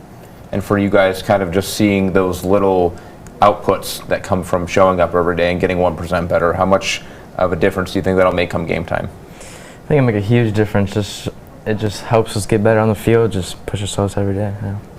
I mean, lifting and doing all these agilities and off-season stuff makes a big difference because we had about 90% attendance every lifting. We had like nobody miss, even if they were sick or anything. We just had everyone there getting better. And last question, I'll go down the line here. I mean, obviously there's still some time left before the season starts, but do you feel there may be an X factor for West Sioux football to have some more success? I'd probably say our biggest thing is our defense. Our defense is really good. If our defense, I'd say our defense just continues to play how they did last year and not allow a team to score much, and also our offense and have a good conversion rate. I think we just got to take it day by day, step by step. Every day in practice, we're just going to get a little bit better. And these guys know what they're supposed to be doing. They know what they're supposed to be doing on both sides of the football. And now it's just going out and executing. If you're going to execute every night, you're going to win a lot of football games. And that's what we're looking for, is just execution. Well said, Coach. Thanks, guys, for stopping by, and best of luck this season. Thank you. Appreciate it. Thanks for having us. Of course. Let's take a look at West Sioux's Week 1 game. You've got Sheldon here on August 28th. Falcons looking to fly into Week 1 and fly toward a W to start the 2026 campaign. Let's keep the train rolling, shall we? Back to the Sioux City Metro. Bishop Heelan in the house. Coach LaFleur and company, always a pleasure. Thanks, guys, for stopping by. Thanks for having us. Of course, Coach. Let's start. Obviously, a couple of weeks left for your guys' Week 1 game. I mean, what are some of the details that you're hoping to work on before the season starts? We got a big revamp. Had a really great graduating class that left us here last year and took us to the state championship game. So we got to find out, some of these guys that who wants to step up and fill some roles that had some pretty big shoes to. And I think we've got some nice kids coming back. We've got 3 all-state returners, 2 of these guys included. So there's definitely some pieces there. Whether or not we can fill their shoes, we'll find out. That's well said. And obviously, you talked about some of the guys coming back. Grant, one of the bigger ones here. What was some of the work that you wanted to put in this season? How do you feel like it's translated so far? I would say some of the work I wanted to put in the off season was gaining a little weight. Since last season I wasn't as big as last season, so putting on that weight is going to help bring the defense together more, tackle easier at corner, and be more of a big body at wide receiver. So. What do you think, Max? I was trying to help the O-line get together, making sure that we work together while we're doing it, so when we get into games, we can double team better, just be better all around. And Coach, obviously it's hard to ignore what you don't have anymore, but like every year you have to retool and rebuild, but there's a lot coming back to look forward to. I mean, just where does that start setting that standard again? Well, we've preached all summer long, and I think we've been really good, but the standard is our standard, and, it's a championship standard. That's what we believe in, and that's what we expect, but, it's a lot easier said than done. And we've got some, like I said, some really, really good players returning that played really, really good football for us. But, you're always excited to see every year those younger kids step in and see how they can fill in and, how they kind of transform through the course of their freshman, sophomore year to maybe help us play some winning football. That's great, and actually leads into my next question for you guys. I mean, sure, there was a time where you were the younger players on the team, but now you're more in a leadership role. I mean, just what does that mean for you, and what are you hoping to pass on and continue teaching for the sake of Crusader football? It means a lot. I like having the opportunity to try to pass on what I've learned from people above me to the kids that are coming up, and hopefully they can be even better than what I am right now and help us out and help us win the state championship. Yeah, same thing. It's, I looked up to those dudes when I was freshman, sophomore, and, getting to take their place and lead from what I learned from them, it's really cool. And there's a chance, obviously, for some positions to be filled, and that creates internal competition. How has that made this group just overall better day in and day out? I think anytime you have, have any type of, competition, it's going to raise the level of everyone through the whole thing. And we've really had that through the summer, and really excited to see how that's going to starting on Monday and moving forward through the camp. Yeah, I think when you get competition for positions, it brings the team even more together, even the people fighting for it, because you got to be stronger together and fight for whoever's going to be on the field that day. Yeah, helps everyone to work harder because, no spot secured means, everyone's got to fight for it. They're going to be working together. They're going to be just getting better all around. And this program really prides itself on the details and just taking it one day at a time. How important has that been just throughout this offseason with a couple of weeks away until the season starts? Really important. I mean, it goes from even just warm-ups with our feet behind the line, like the little details is what's going to help us play football into the season. So. Yep.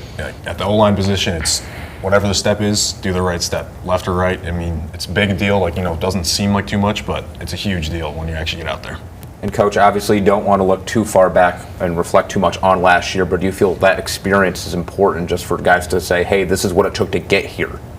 Well, I think so. Obviously, experiences, it can't be said enough of, but, we don't want to look in the past. We're trying to look forward and move forward and have these next guys kind of lead the way as opposed to looking into last year.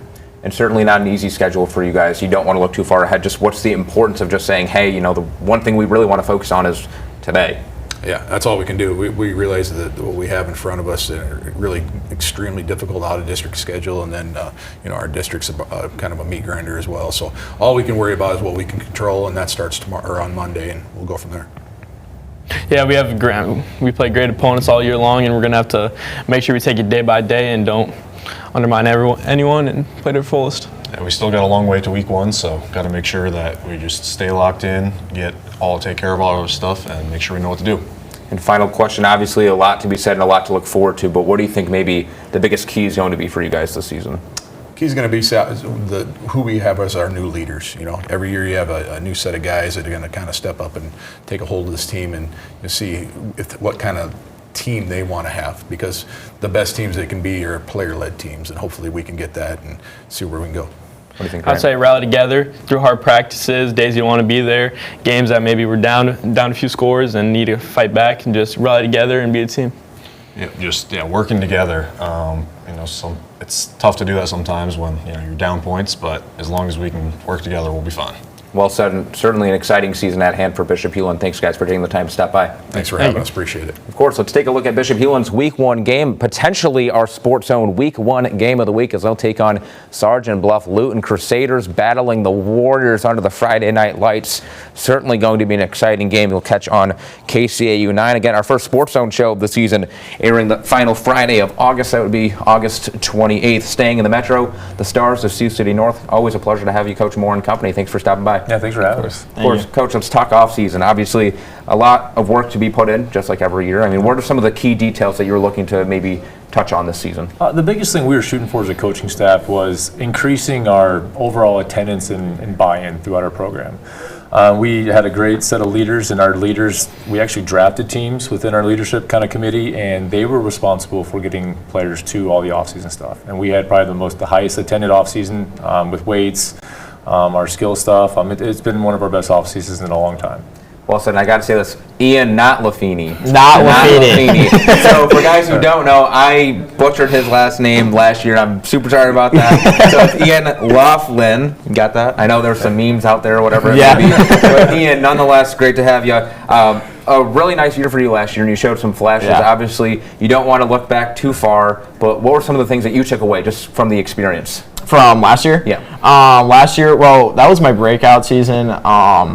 Starting out with football, freshman year, I was new to the game. That was my first year of offense. So sophomore year, started out special teams player, didn't really get much playing time, just getting my feet wet. And then junior year, worked my way up the depth chart and kind of got a feel for running back. And yeah. That's great. I hope somebody clipped that, I'm just going to say. Andrew, just kind of stuff that you've gone through and kind of what Ian alluded to, maybe being a freshman or a younger player, now being in a leadership position and getting those reps. I mean, do you feel it's almost a full circle moment at this point? I mean, yeah.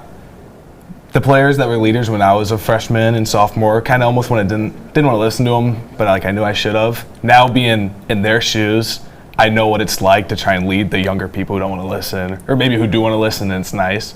So just everything in full circle. That's great. And for you guys, just from a player perspective, how important is that buy-in? I mean, it's not just one player doing it. It takes everybody. I mean, what have you seen so far? I think it's very important. I mean, it's a team for a reason. You're not going to have one or two guys that are just going to lead the entire team to wins. Everyone needs to buy in together, and it's a very unified thing. Like, everyone needs unification. They need to be on the same page. So, yeah. And Coach, we've talked about the last couple of off seasons of just building, and it's not overnight, I should say. And for you guys, there's a lot of flashes from last season. Maybe the record doesn't indicate it. I mean, is that kind of the conversation right now, just to flush it and say, hey, we've got a chance to be better here in 2026? I mean, yeah, absolutely. But we don't always ever flush anything, because we use all these, those losses, and every kind of negative thing we have is a learning experience for us. And then we go back to the leadership thing here. But the hardest decision I've made all season is who to bring on the show, because we've had such a good cast of leaders the whole offseason, and we talked about last season how we sat down as a big group and we talked about what went well, what went wrong, what do we need to improve on, and the group of kids that we had in the room were awesome, and they've really helped catapult us. So I think we're going to be pretty good this year. I think that's a good problem to have. You can't have too many people to pick between. I mean, for you guys, just kind of looking at what this team has accomplished the last couple of seasons, and again, there's been times where you've put together complete games. Does that give you guys confidence saying, hey, we really can do this if we just stay committed to what we're trying to do? Yeah, for sure. I mean, there's been games where we're just one thing away from doing great. We're just one play away from having a big touchdown. We're just one moment from really changing the tides in the game. And if we can get those down, which I know we can, we're going to have a great season. I know we will. Yeah.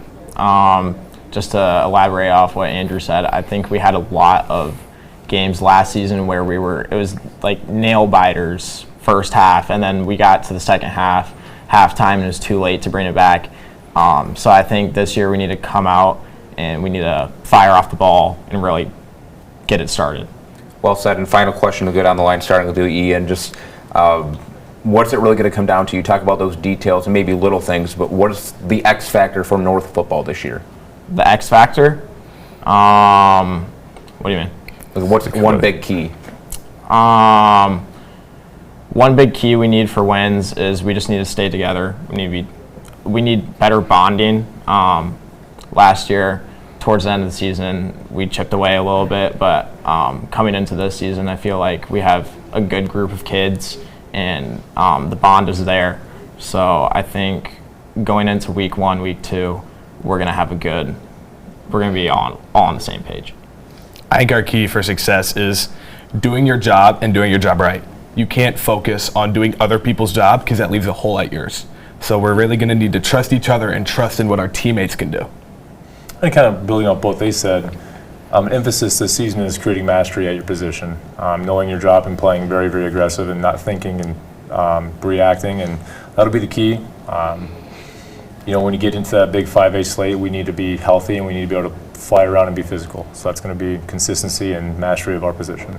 Well said, and it sounds like the Stars are putting in the work. Looking forward to seeing that come to fruition here in 2026. Best of luck, guys. Thank you. Thank you. Thank you so much. Of course, Sioux City North football starting the season. Pulling up the Week 1 graphic against the Black Raiders of Sioux City East under the Friday night lights at Elwood Olson Stadium. One of my personal favorite fields to be at. And speaking about personal favorite fields, actually one of them coming up right here, the Hinton Blackhawks. Guys, thanks so much for taking the time. Thank you, Anthony. Of course, Coach. I mean, obviously, we just talked about the community support. They're unreal, and I talked about it a couple of teams ago. I think I got to get there 30 minutes early just to get a parking spot in Hinton. Nonetheless, plenty to be excited about. Just kind of what's the offseason been like for you guys, and how are you looking to continue building?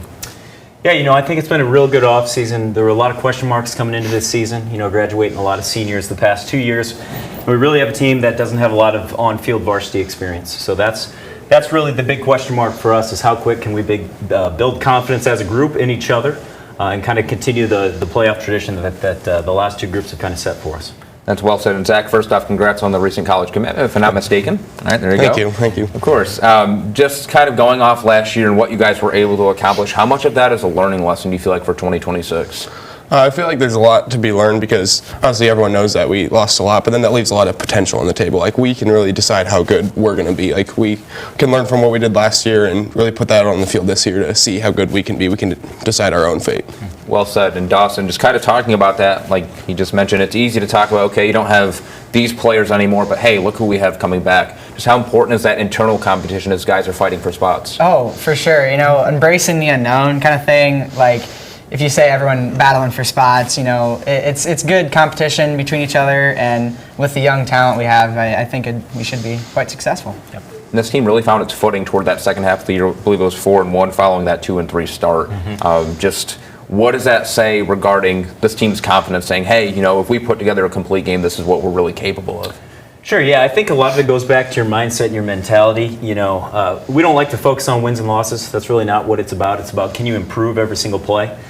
Can you focus on every single rep? And are you getting better at this rep?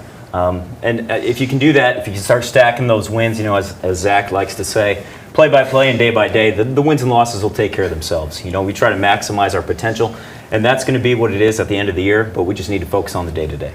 And you talk about the day-to-day leads to my next question for you, Zach. Just taking care of those details, getting 1% better. I know everybody says it, but just how true really is it if you do it versus maybe if you don't do it as much? Well, it's really important to be getting the details right in your job. Like, you have to be able to trust the brother next to you and be able to have full belief in him to be able to do his job in order for you to be fully successful on the field. What do you think? Yeah, totally. Everyone, it goes back to weight room. You say lifting every day in the summer, 3 days a week, whatever. But yeah, really the brotherhood, trusting the guy next to you is so important, because then, don't take plays off. Just really creates that team bond. And Coach, obviously, you want to use last year maybe as a learning experience and a learning lesson, but you don't want to reflect on it too much. I mean, is it more of, hey, we want to turn the page for this year, or this is what we did last year, it's a motivator to keep going? Yeah, I think every year you kind of turn the page, and it's a new season. We kind of talked last night at a team meeting that we had.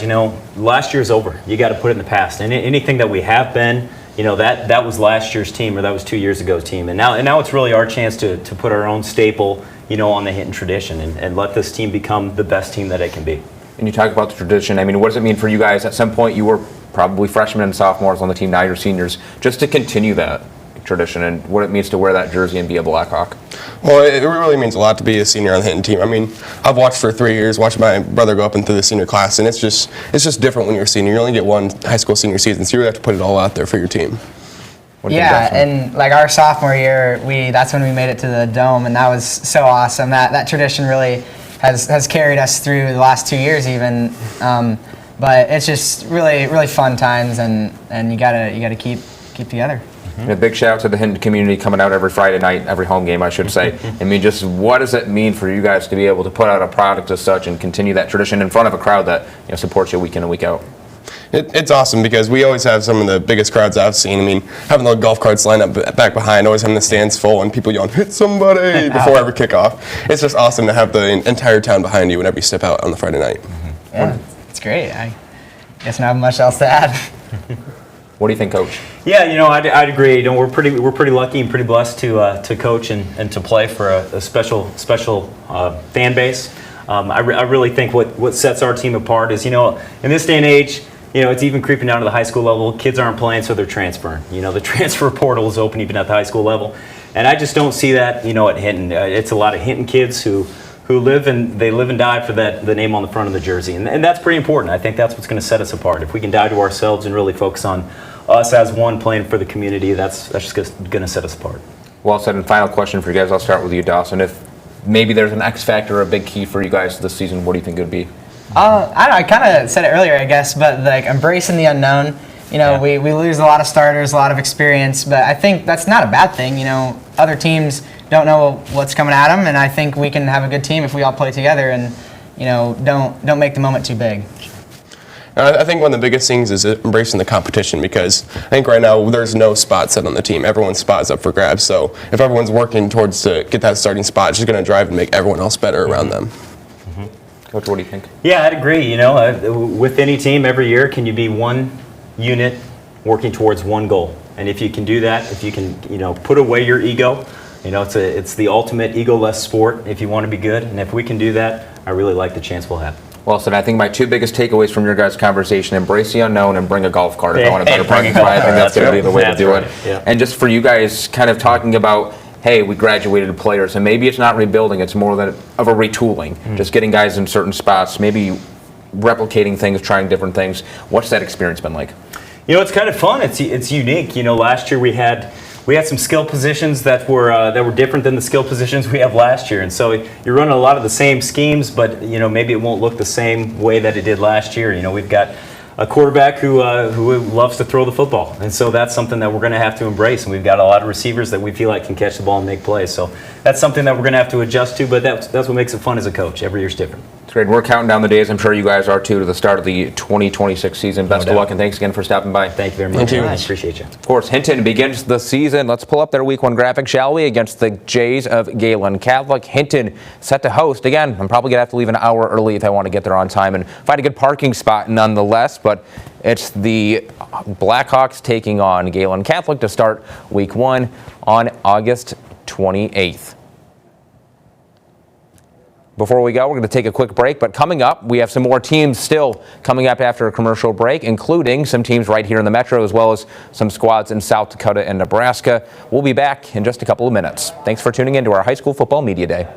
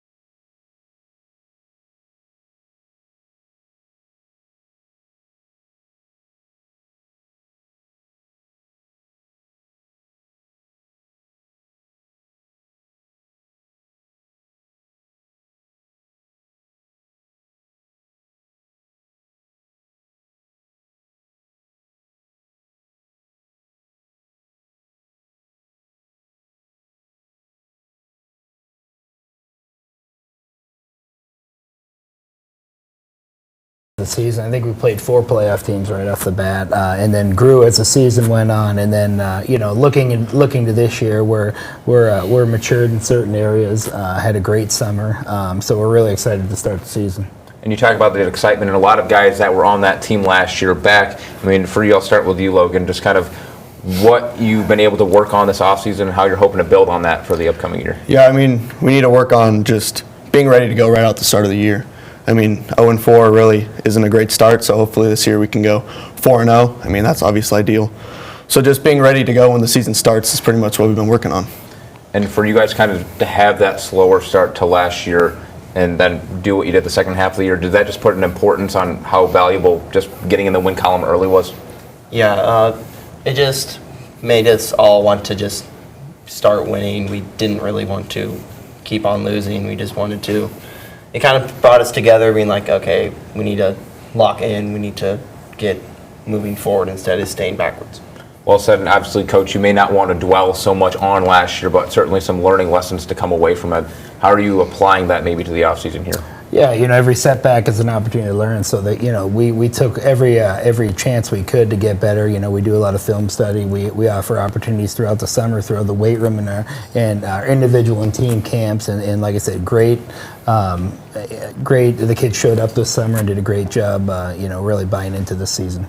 And Axel, my next question is for you, kind of going off that too, just with the buy-in and guys staying committed and showing up. I mean, just how much of a difference maker do you feel that makes?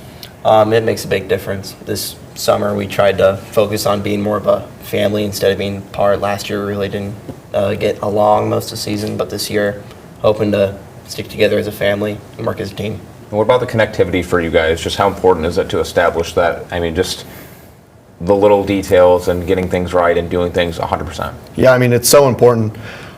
If you can't trust everyone that's on the field with you, you guys aren't going to be great. And so that's why this year we've been taking accountability. We've been trying to grow together as a team more. We just went to the water park as a whole team. And so we're just trying to build a family and a huge connection so that going into the season we'll be ready to go and we can trust everyone on and off the field. I think that's an early contender for off-season activity of the year. Last year we had a Lake House was a winner, so I think that one's in the driver's seat. Nonetheless, you guys have a decent amount of experience coming back. Some guys that had some time last year. I mean, just how valuable is it to kind of have that foundation set and now you're looking to build on it? Well, it's huge. Last year we were breaking in, positions where we had 3- and 4-year starters, at those spots. Now, these guys have played a lot of football for Stanton. A lot of our subs and some starters last year were freshmen, so they're sophomores now. And I think, the more you can't duplicate time on the field. You can prepare, but all those situations last year put them in a good spot this year where we have some depth. Our offensive line is new this year, but they've played a lot in some sub roles too. So really looking forward to them on the field this year. That's great, and it's evident that Stanton football and Stanton sports mean a lot to this community. So for you guys to kind of be out there, carry that tradition, and be the ones to carry that torch, I mean, how valuable is that for you guys? It's very valuable. We really like having our community helping us. It helps us build on wanting to, make them proud of us, having our community like us and all that, yeah. What do you think? Yeah, I mean, it's great. The community, the support is great. I mean, it's awesome. And yeah, we just want to show them what we can do. And going into the season, we want to go right out the bat, get an early win and just show them how we should have been last year and kind of get back on the path of winning and going to state and all that stuff. So it's a great answer, and certainly no cakewalk on the schedule. You don't want to look too far ahead, but obviously, just what's the preparation like for you guys, kind of the final weeks here before week 1? Yeah, it's kind of cliche. We are day by day. We want to win each day and stack days. And if you can win practice and build on a great opportunity for week 1, I think we're going to play 2 or 3 ranked teams in our non-district right away to start. So we just really need to focus on the daily preparation. And, let's be great students. Let's be great on the practice field, and that'll carry over into the games. What do you guys think? Yeah, I mean, showing up every day to practice and making sure even after practice and outside of everything, you're watching film. But yeah, like you said, I mean, we have to show up every day, give it our all. I mean, give it 100% or whatever your 100% is that day. If you're sore, just so we can improve and keep stacking days, like you said. That's great. My final question for you, you're kind of just going down the line. If you had to pick out maybe an X factor or a key factor for Stanton football this year, what would you say? Oh, that's a great question. For us, we need to finish drives. We need to prepare. The X factor is, it's the do your job type of mentality. If everyone just does what they're supposed to do pre-snap during that, be great during that 6-second play, and that's the thing. If you focus on the play-by-play approach, you're going to be in a great opportunity to win a football game. Yeah, like he said, everyone doing their job and just finishing drives. We had that some last year where we would be very close and we wouldn't win the money downs, like third downs. So that's really where we're going to try to improve on this year, is just make sure that we do what we have to so that we can be successful. Yeah, we drill it during practice. Block for 6 seconds. Don't give up. Got to everything 100% for that 6 seconds. Otherwise, if you let it blocked out, they'll make the play. Well said, and obviously a lot to look forward to for you guys, and best of luck this season, and thanks again for stopping by. Yeah, thanks for having us. Thank you. Of course, let's take a look at Stanton's Week 1 game. David City, the opponent here for an August 28th kickoff. Mustangs excited to start the season nonetheless, and plenty to look forward to for that team. And as I mentioned, it's a run of Nebraska teams, and we have another Nebraska team to my right. It's the Bloomfield Bees. Always a pleasure having you guys in the house. One of my favorite uniforms nonetheless and logo, but also thanks for stopping by. Hey, appreciate it. Thank you. Of course, Coach, obviously a lot to be proud of, a lot accomplished last season. What are some of the things that maybe you guys looked at and said, hey, we want to start building on this for 2026? I think for our core, we've got a group of 4 guys who came back offense, defense last year, and they've had a lot of time and experience starting for us. So we're going to build with those. But we had a lot of underclassmen who were stepping up, who get the chance now to take those starting roles, and they had a lot of work in already, but getting them into that role. That's great. And Gavin, for you and maybe some of these other guys, just how important has the experience been, not only last season getting those reps in, but just this offseason putting in work as well? It's definitely a great feeling. We all got to have the ability to take role in a leader. And not only that, but make sure we're all showing up and enjoying what we do. Work your tail off, and that'll show out on the field when it's game time. Well said, and kind of for the both of you here, I guess. I know it's a cliche saying, maybe just to take it one day at a time or one rep at a time, but how important is that for you guys and just what you're trying to do as a Bloomfield program? Taking it one day at a time, it's important because sorry, just a little stage fright. No, it's sorry. okay. It's definitely important to show each other and make sure we're all there on the same page. Make sure everybody's doing the same exact thing. Enjoying what you've done, and making sure that everybody's on the same page. That's right. I'm going to give you a different question now. What's the excitement just like for you guys to play Friday nights and be back in front of your home crowd and with your whole team again? Oh, I can't wait. It's gonna be awesome. I can't wait to excite the crowd and excite our team. And that's great. Yeah. And Coach, for you guys, a strong start last year.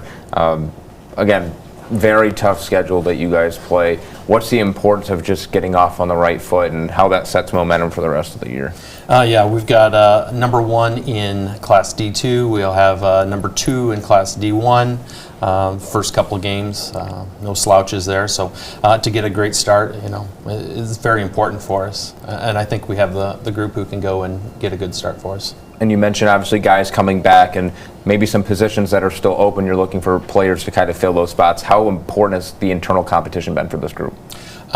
We have about 24 kids out for football, and so we're looking for a couple of these younger kids, maybe some sophomores and juniors, to have that competition, to go and step up, to see who's physically developed and ready to go and play, and we look forward to that in fall camp. And for you guys, a player question. Obviously, there was a time where you were maybe the younger players on the team. Now you're more in a leadership role. How has that impacted maybe your perspective on football and just the way this program operates? Definitely. Like when I was a freshman, sophomore, I'd definitely look up to the seniors, and they'd show you what you need, what's the right thing to do, and definitely have that compact on our team. The ability to have that just opportunity to work with everybody. And yeah. Like what Gavin said, I looked up so many players like Brock. They're really influential. They helped me out grow as a player, showed me a lot of things to work on, and yeah. And it's great, and Coach, for you to be able to kind of see that year in, year out, just to continue carrying that standard of what you guys are trying to do and even those core principles. I mean, what does that mean to you just to see the buy-in? Yeah, we've done fairly well over the past couple years. So I want to go and keep that commitment, and that's kind of our key word this year is commitment. And everybody's got to go and buy in day by day, and commit to the team. And it's the little things. It's not going to go and be built in one day. It's day after day.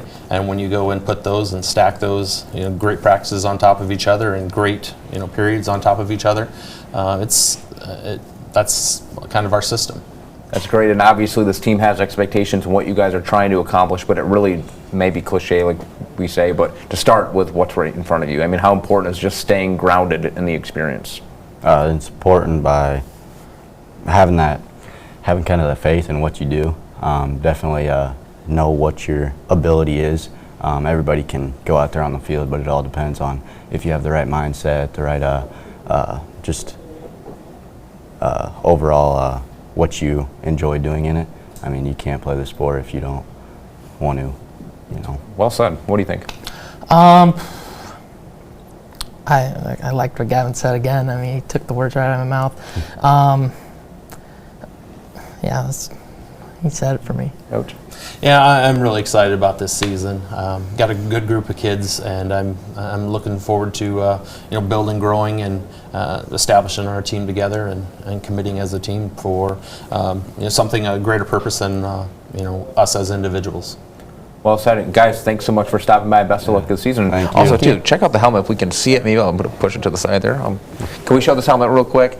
Looking great. They're looking great for the season. Obviously, a lot of expectations, but like Bloomfield says, it starts with right in front of them. Thanks, guys. Best of luck. Thank you. Appreciate it. Thank you. Of course, Bloomfield kicking off the season against Howells Dodge. We talk about the season and the expectations, but like the B said, it starts with a process. You can't skip anybody. You can't overlook anybody. Just another exciting Week 1 matchup here in Nebraska. Now to the Iowa side, the Galen Catholic Jays in the house.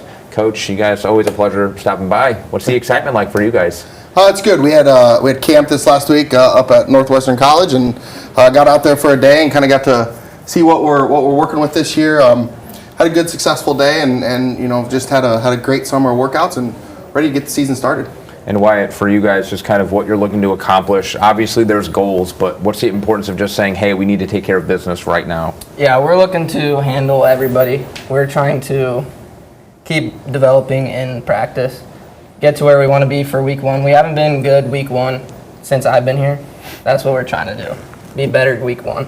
Drake, what are your thoughts? I think, we definitely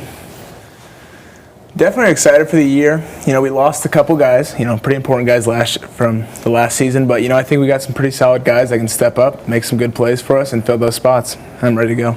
And it's easy to talk about, there may be players that aren't here right now, but also, hey, you can't sleep on what we got, right? I mean, just what have you seen so far in some of the work that the group has put in? Yeah, I mean, it starts with guys like Drake and Wyatt here who've obviously been really key players for us the past few years. Mason Small, another one. When you got two big, strong offensive linemen like Drake and Mason kind of anchoring you down in Class A football, that's a big help. We're going to obviously need other guys to step up, and when you can turn around and hand the ball to this kid, he makes everybody's job pretty easy and makes my job as a play caller easy. So, just looking forward to developing these guys, continuing to develop, and then other guys as well getting their chance on Friday nights. Looks like I'm going to have to get familiar with those names for Friday nights as well. I mean, obviously this team prides itself on the run. I mean, kind of going off that, though, is there maybe something that you're looking toward, hey, we don't want to be super one-dimensional?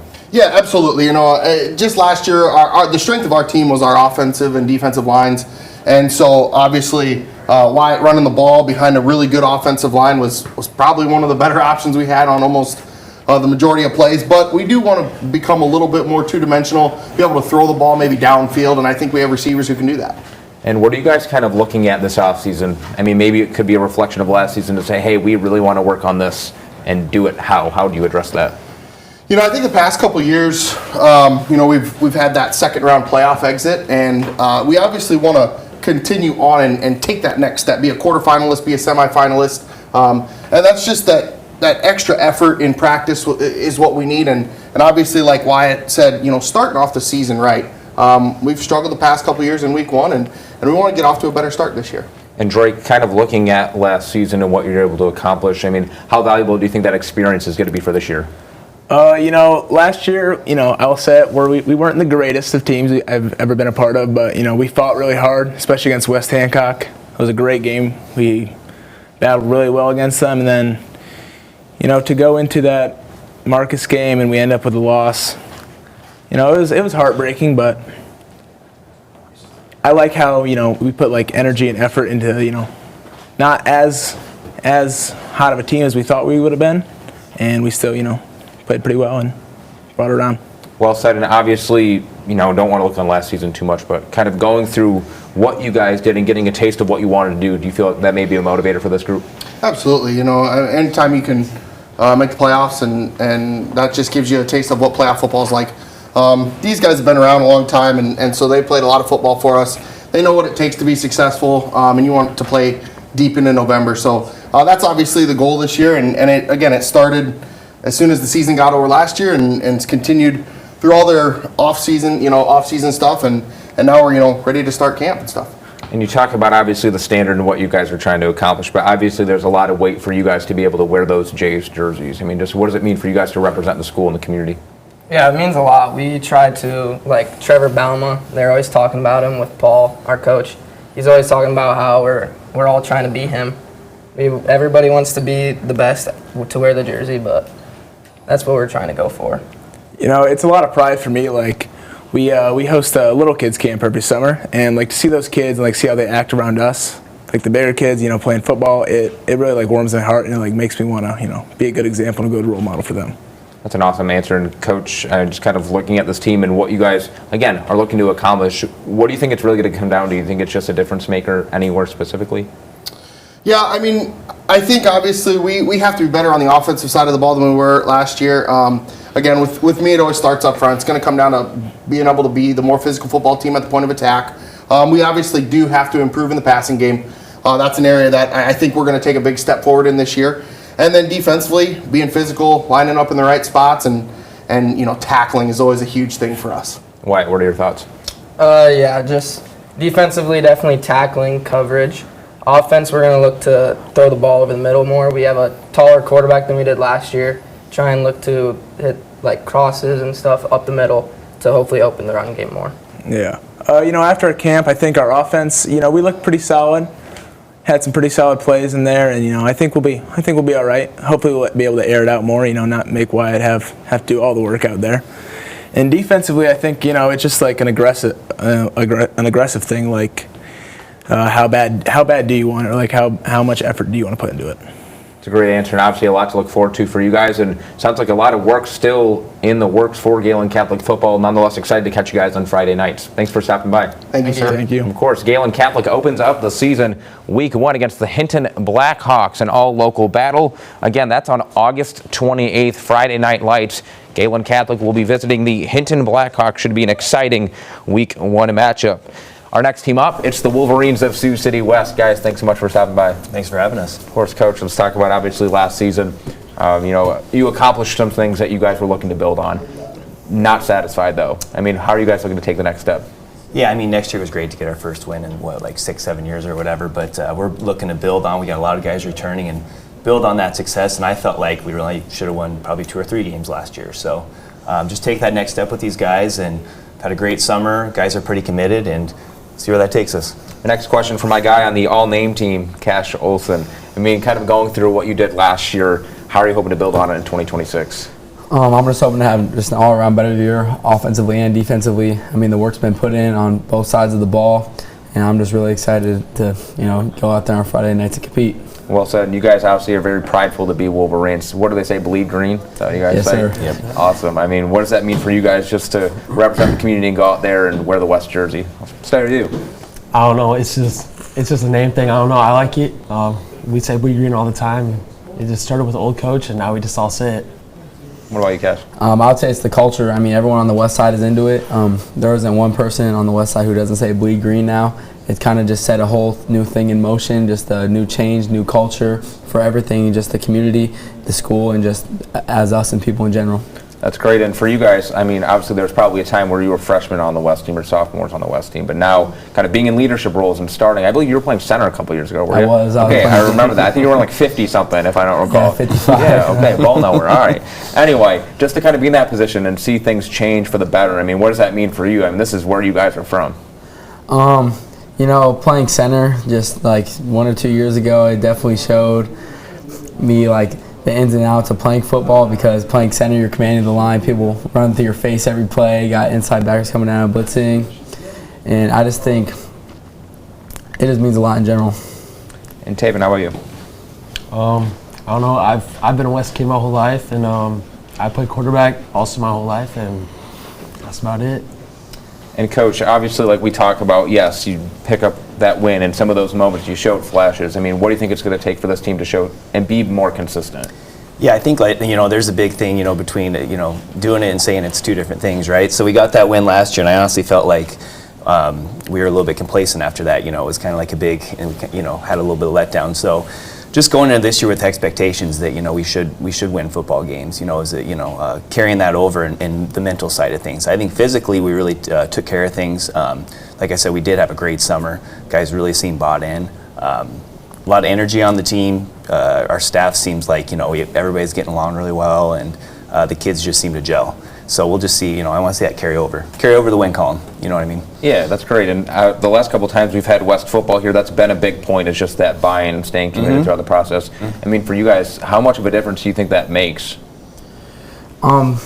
It makes a big difference, honestly. I mean, this summer we had more and more guys show up every day. I mean, at one point I think we had 80-some guys show up, and it just shows how, I mean, going back to the bleed green thing, it just shows how the culture's changed and more people are buying into that.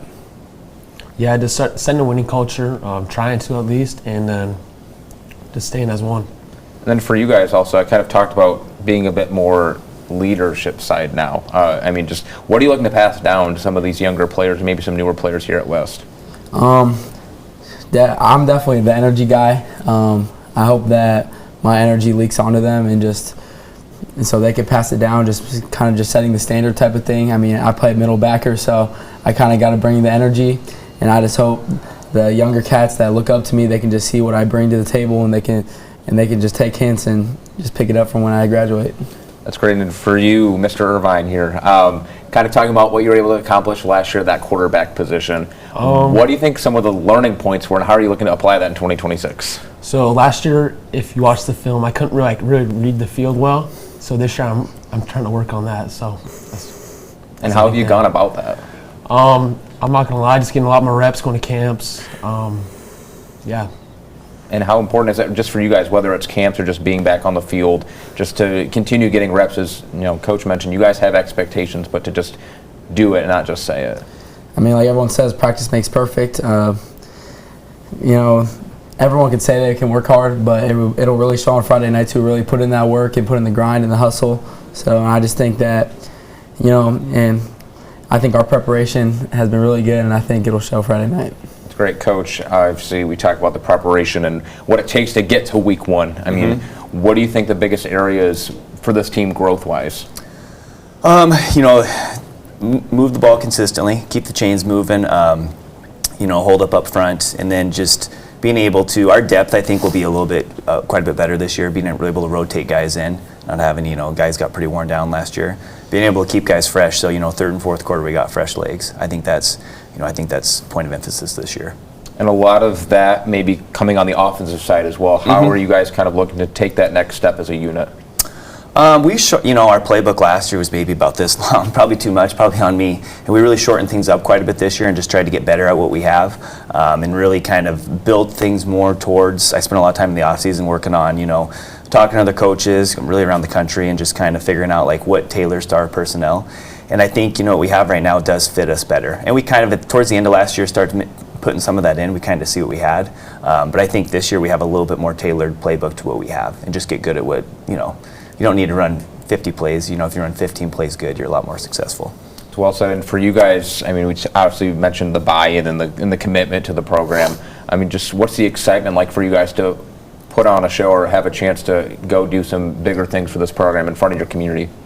I mean, it means a lot because I feel like we have higher expectations this year. And I mean, a big thing is like this is the first time in the 4 years where we have a returning head coach. So people have high expectations for that and what we can do and like what we can build off of. So I think everyone in the community is more bought in, more excited because the whole football team has more of a firm foundation. And just me as a West Sider going out there on Friday nights, I'm just happy to represent my community. Yeah, I got nothing. Right, he had a really Camera good shy answer. right now, I Yeah. guess. Yeah. Right, and obviously a lot of excitement for you, Coach. I mean, final question: what do you think the big X factor is going to be this year? You know, I think the biggest X factor is just going to be, resiliency. Be resilient, be able to withstand. We have a quality appointment week 1. We go down to TJ down there on the road. That's a really big game for us to start the year, and just be able. There's going to be times where things maybe don't. There's going to be fumbles. There's going to be missed tackles, interceptions. Stuff's going to happen, and we got to bounce back. I think that's something when you have a program that hasn't had a lot of success for really a long time. To be able to bounce back from good teams can bounce back from things not going well. So I'm hoping this year we get over that hurdle and can really withstand a little bit of a bad run for a while and come back. Great answer. We're looking forward to catching you guys on Friday nights. Best of luck this season. Thanks for stopping by. Sounds good. Appreciate you having us. Thank you. Of course, the Wolverines looking to pick up a W in week 1 again at Council Bluffs in Jefferson on August 28th. West again on the road to start the season. So we'll catch them here in town in the next couple of weeks following that week 1 game on Friday night, August 28th. Again, that's West at Council Bluffs in Jefferson. Up next, the Westwood Rebels. Coach, guys, always a pleasure having you. Thanks for stopping by. Yeah, thanks for having us, Anthony. Of course, Coach, obviously a lot to talk about over the offseason and what you guys are looking to do. I mean, for this Rebels program this year, where does it really start?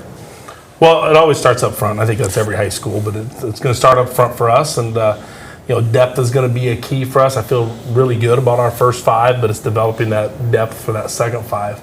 And then on the other side of the football, what bit us in the butt last year more than anything was just giving up big plays. And, it's easy to hang your head after you get down a couple scores early because you give up big plays. But if we can force opponents to drive the football down the field, get a few more stops, I think we're going to be a lot better off. And that's going to be our emphasis defensively this season. That's great. And it seemed that this team certainly showed flashes of what they can do. I mean, for you guys, Paxton and the rest of your team, what do you think you need to do to kind of just put it all together? I think we just need to come to practice every day, work hard, make sure you come in with full effort and not just half, and just give it all you got, honestly. And how much of a difference do you feel that would make for you guys, Brody? Be good. Be good to stay together, be strong, be one, just do it all together. That's great. And I mean, obviously, you guys had last season, it is what it is. You don't want to maybe look back or flush it away, but instead use it kind of as a motivation or a learning tool. What are some of the big takeaways there? Well, for us as the coaches, what do we got to do better? We got to put our kids in situations where they can be more successful. And we talked about limiting big plays. And so defensively, more of a keep it simple approach this season. Make sure that everybody knows their alignment, their responsibilities, and their techniques, and really getting good at those things instead of trying to be more diverse on that side of the football. Offensively, up front, like I said, I think we're going to be all right, but we're small and we're young at a lot of positions in the backfield. So, I don't know if we're going to be able to hammer it 30 times between the tackles like we have in the past. And so just being a little more multiple on offense, and then, like I said, limiting big plays on the defensive side. That's great, and it seems like you mentioned the youth, but also there's some leadership on this team. Just how important is it for maybe these veteran players to continue setting a standard of what Westwood football is trying to be? Well, and we've kind of talked about the last couple of years is raising the bar for the standards. Leave it better than when you got here, and these guys have done a great job so far this year. We had camp last week, and they've led by example. They've led vocally and getting everybody after it. And I think not just our football team, but the whole school looks up to these two guys. And so when they're doing things the right way, other people jump in line. That's great to hear. And for you guys, maybe a full circle moment. At one point, you were probably a freshman or a sophomore on the team. Now you're the big dogs, as they would say. I mean, just what does that mean to you and to continue carrying the torch of Westwood football? Probably a lot of people looking up to you, taking what you've learned from older people, carrying it down. Hopefully they do the same thing, keeping the energy up. Yeah, I would say it's pretty surreal that we're the big guys now and everybody's got to look up to us. So, I mean, I guess I don't know. Well, that's a good answer. Yeah, it does. And just kind of going off that a little bit too, a lot of it sometimes in individual games or even drives, there's a moment or two that might slip away. But that could be the difference between a win or a loss or a touchdown or a field goal. I mean, have you guys recognized just the importance of the details, and how have you looked to work on that through the offseason? Oh yeah, definitely. It's those little details, like go back to games where we lose by 1 touchdown and stuff like that. You just kind of wish you had those plays back. So like this year, just really taking into mind on how to change those and make it not happen again and not be in that same situation. Probably lots of, like, how many times you're at 4th down and, a foot. You just got to get that extra foot and change the whole game. And Coach, obviously, we've had a couple of conversations through media days and throughout the season. It's always a pleasure.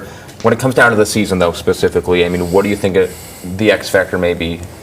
You kind of said it. It's not so much going to be one big, broad thing. It's going to come down to the little details. Everybody doing their jobs and doing them correctly. Like I said, proper technique is going to dictate a lot of it, and then the energy they play with. But I think if we can get that, we talk about buy-in, but buy-in is not so much, hey, do you believe in the program and stuff like that? I believe our kids do. The buy-in is getting yourself motivated to do those little things, play after play after play. 120 snaps a game. We don't have a lot of guys on our roster, and so we're going to play a lot of snaps. And those guys have got to, learn how to overcome being tired and still play with that intensity, play with that emotion, and play with those little details. And I think if we do those little things right, the big things are going to take care of themselves. That's a great answer, and certainly a lot of excitement for you guys to start the season, but obviously this Westwood community very prideful of this football team. I mean, just what does it mean for you to go out and represent the community night in and night out? It's awesome. It's awesome to look over and just see everybody and cheering, even though, things might not go the way you want, but they're still there, they're still cheering. It's fun. What are your thoughts? I mean, Brody said it pretty well, but no matter what, win or loss, our community is always there for us and will always cheer for us no matter what. So, well, without a doubt, the Westwood community indeed loud and proud for the Rebels. Thanks, guys, for stopping by, and best of luck this season. Of course, let's take a look at Westwood's Week 1 matchup. You've got Alta Aurelia coming up on August 28th. Again, going to have to get there really early if you want to park, myself included. Rebels starting the season at home against Alta Aurelia, one of many games you'll potentially be able to catch on Sports Zone, airing Friday night, August 28th. Now to the state of South Dakota, the Huskies of Elk Point Jefferson. No salt drive this year. No I think salt we caught drive. you on a good day here. Yeah. Thanks, guys, for stopping by. Yeah, absolutely great to be here. Of course, Coach, obviously, we talked about it with some other teams. A lot of excitement. I mean, for you guys, what were some of the takeaways, and how are you looking to build on that this year? Last year, we continued to have a little bit of success over the last 4 or 5 years, and finished runners up a year ago, and came up just a little bit short, lost by 10 to St. Thomas More in the state championship game, and we returned a lot of guys from last year's team, so we're really excited about where we're at. At this point, we started practice on Thursday. We had a great summer through everything, and great attendance through the weight room, and one of the things I think is probably going to be a little bit deeper than what we have in the last few years too. We'll be able to get a lot of guys on the field, and we're really excited about that. That's great. And Levi, for you just to kind of be coming back and what you're able to accomplish last season, what did you look at to say, hey, this is what we can do to take that next step potentially? Yeah, after getting to the championship last year, we know what we need to do to get there, but now we also know what we need to do to finish the job and pretty much win the whole thing and get it done. What are your thoughts?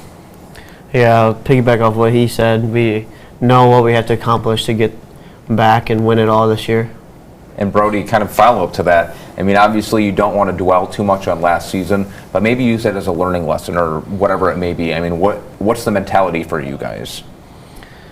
I think we're just ready to go for this year, and it's just a learning lesson from last year, like what it takes to be there and what it all like. Crap. We'll skip aside. But what are your thoughts? Pretty much what we said before. I mean, we know what we need to do to get there, and we can use the last year as a learning experience, but also motivation as well too. It's a great answer, and obviously a lot of great plays on offense, but this team, I feel it truly starts with defense, and you guys pride yourselves on being physical and being tough. I mean, how much of a difference maker do you think that makes when you kind of set that standard? Yeah, that's kind of our mindset of coaches that we try and instill year after year. If we want to be successful, we got to be able to stop the run, play great defense, not give up the big play, but then on the flip side, we got to be able to run the ball, control the ball on offense. And these guys have 100% bought into that mindset of we're going to play physical, and there's not going to be a team out there that's going to be more physical than what we are. Starts in the summer in the weight room. We're over 90% attendance in the summertime through the weight room.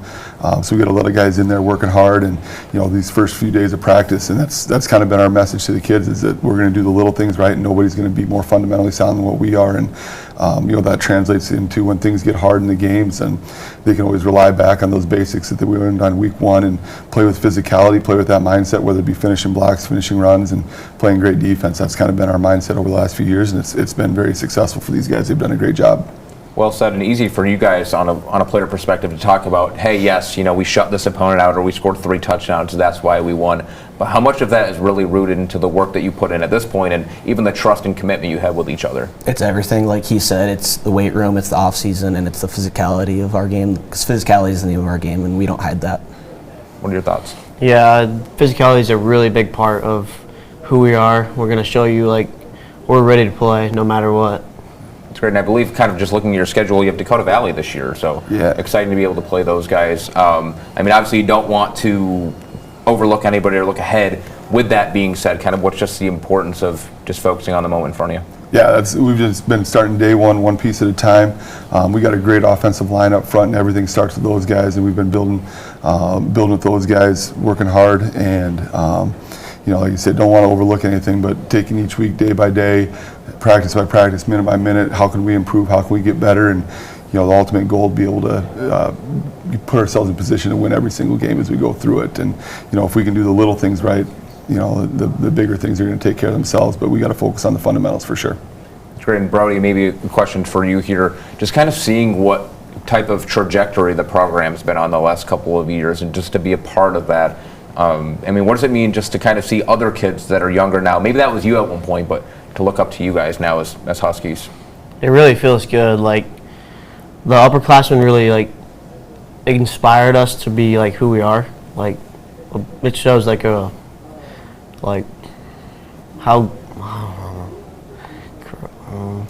what are your thoughts, Levi? It's been really cool, but we also want to make this team our own, and they've inspired us the last couple of years, and we're going to use that as an inspiration for this year, and it will hopefully inspire the younger guys too. And Coach, just to kind of see that from your perspective in the handful of years that you've coached the team, to see the program from maybe what it was to consistently having a buy-in and a belief and a community support, just how valuable has that been? Yeah, it's been awesome. When we first started 12 years ago, we weren't a very successful program, but the last 5-6 years we've been very, very successful. And it's 100% credit to the kids and the community, the parents' support behind the kids. These kids have bought in, and they know what it takes. And like they said, it's the grades that in front of them have kind of set that bar high, and nobody wants to be the one that lowers the bar at all. So it's kind of been that mindset of, okay, time to do it again this year, which is phenomenal. That's everything you want to have in a program. Is you don't want to have those years where, oh well, maybe it's a rebuilding year, and hopefully with these guys it's another reloading year as opposed to rebuilding. It's a great answer. And final question for you, Coach. We talked a lot about whatever it may be, preparation or offense or defense, but what do you think maybe Elk Point Jefferson's key to success would be this year? Yeah, like I said, our depth is really, really good this year. That's going to be big for us, especially you get into some of those late games where it's hot out, we're grinding, and having that depth to be able to rotate some guys is big. But then also our offensive line is big and physical. It's going to be fun to watch those guys work, and they don't get their picture in the paper, but they're 100% of success is our success is 100% based on what they do up front for us, and they're working their butts off. We're excited for those guys. That's awesome, and that is what they say. It starts at the line, just being the more physical and more dominant team at that aspect, and I'm sure it opens up other things for you guys too. Yes, it does. Let's see these guys have some fun. Yeah, so shout out to the line for sure. Thanks guys for stopping by, and best of luck this season. You bet. Thank you. Thank you. Of course, the Huskies kicking off the season here in just a couple of weeks against McCook Central EPJ on the road for week 1. But again, a couple of notable games on the schedule as the calendar flips to the month of September here. Again, Elk Point Jefferson on the road, an early football game here in South Dakota, August 21st kickoff date at McCook Central. As you saw, we had a handful of teams talking excitement and expectations. We just spoke with Elk Point Jefferson, who finished one game short of a state title in Class 11B in South Dakota. Obviously, Sioux City West football coming off a year with some bright spots, but looking to put it together with some familiar faces back for the Wolverines. And we'll have some more Siouxland football teams coming your way. We'll stay tuned.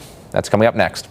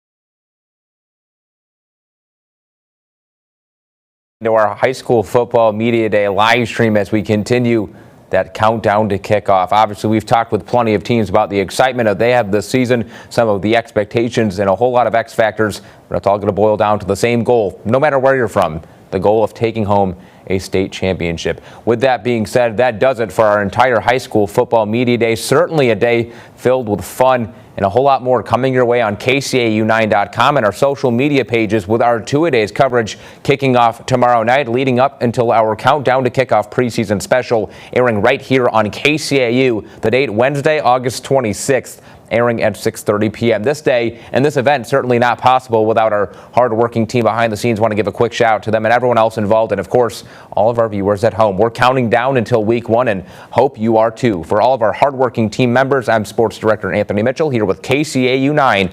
We'll see you in the zone.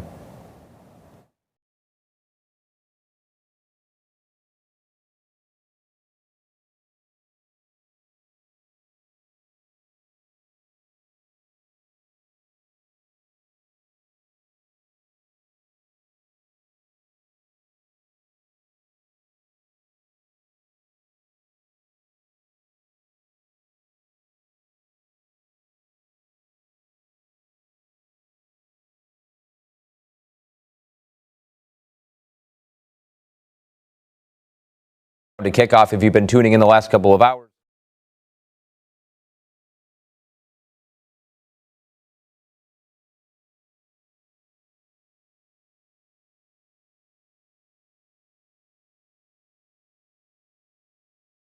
Welcome back to the stream. Thanks for tuning into our Countdown to Kickoff High School Football Preview Series. We've talked with plenty of teams about the expectations and what they're looking forward to, as well as some X factors and ultimately some excitement, all with the same goal no matter where you're from, taking home a state title. With that being said, that does it for our 2026 High School Football Media Day. Indeed, a fun-filled day with more to come on KCAU9.com and our social media pages with our two-a-days coverage.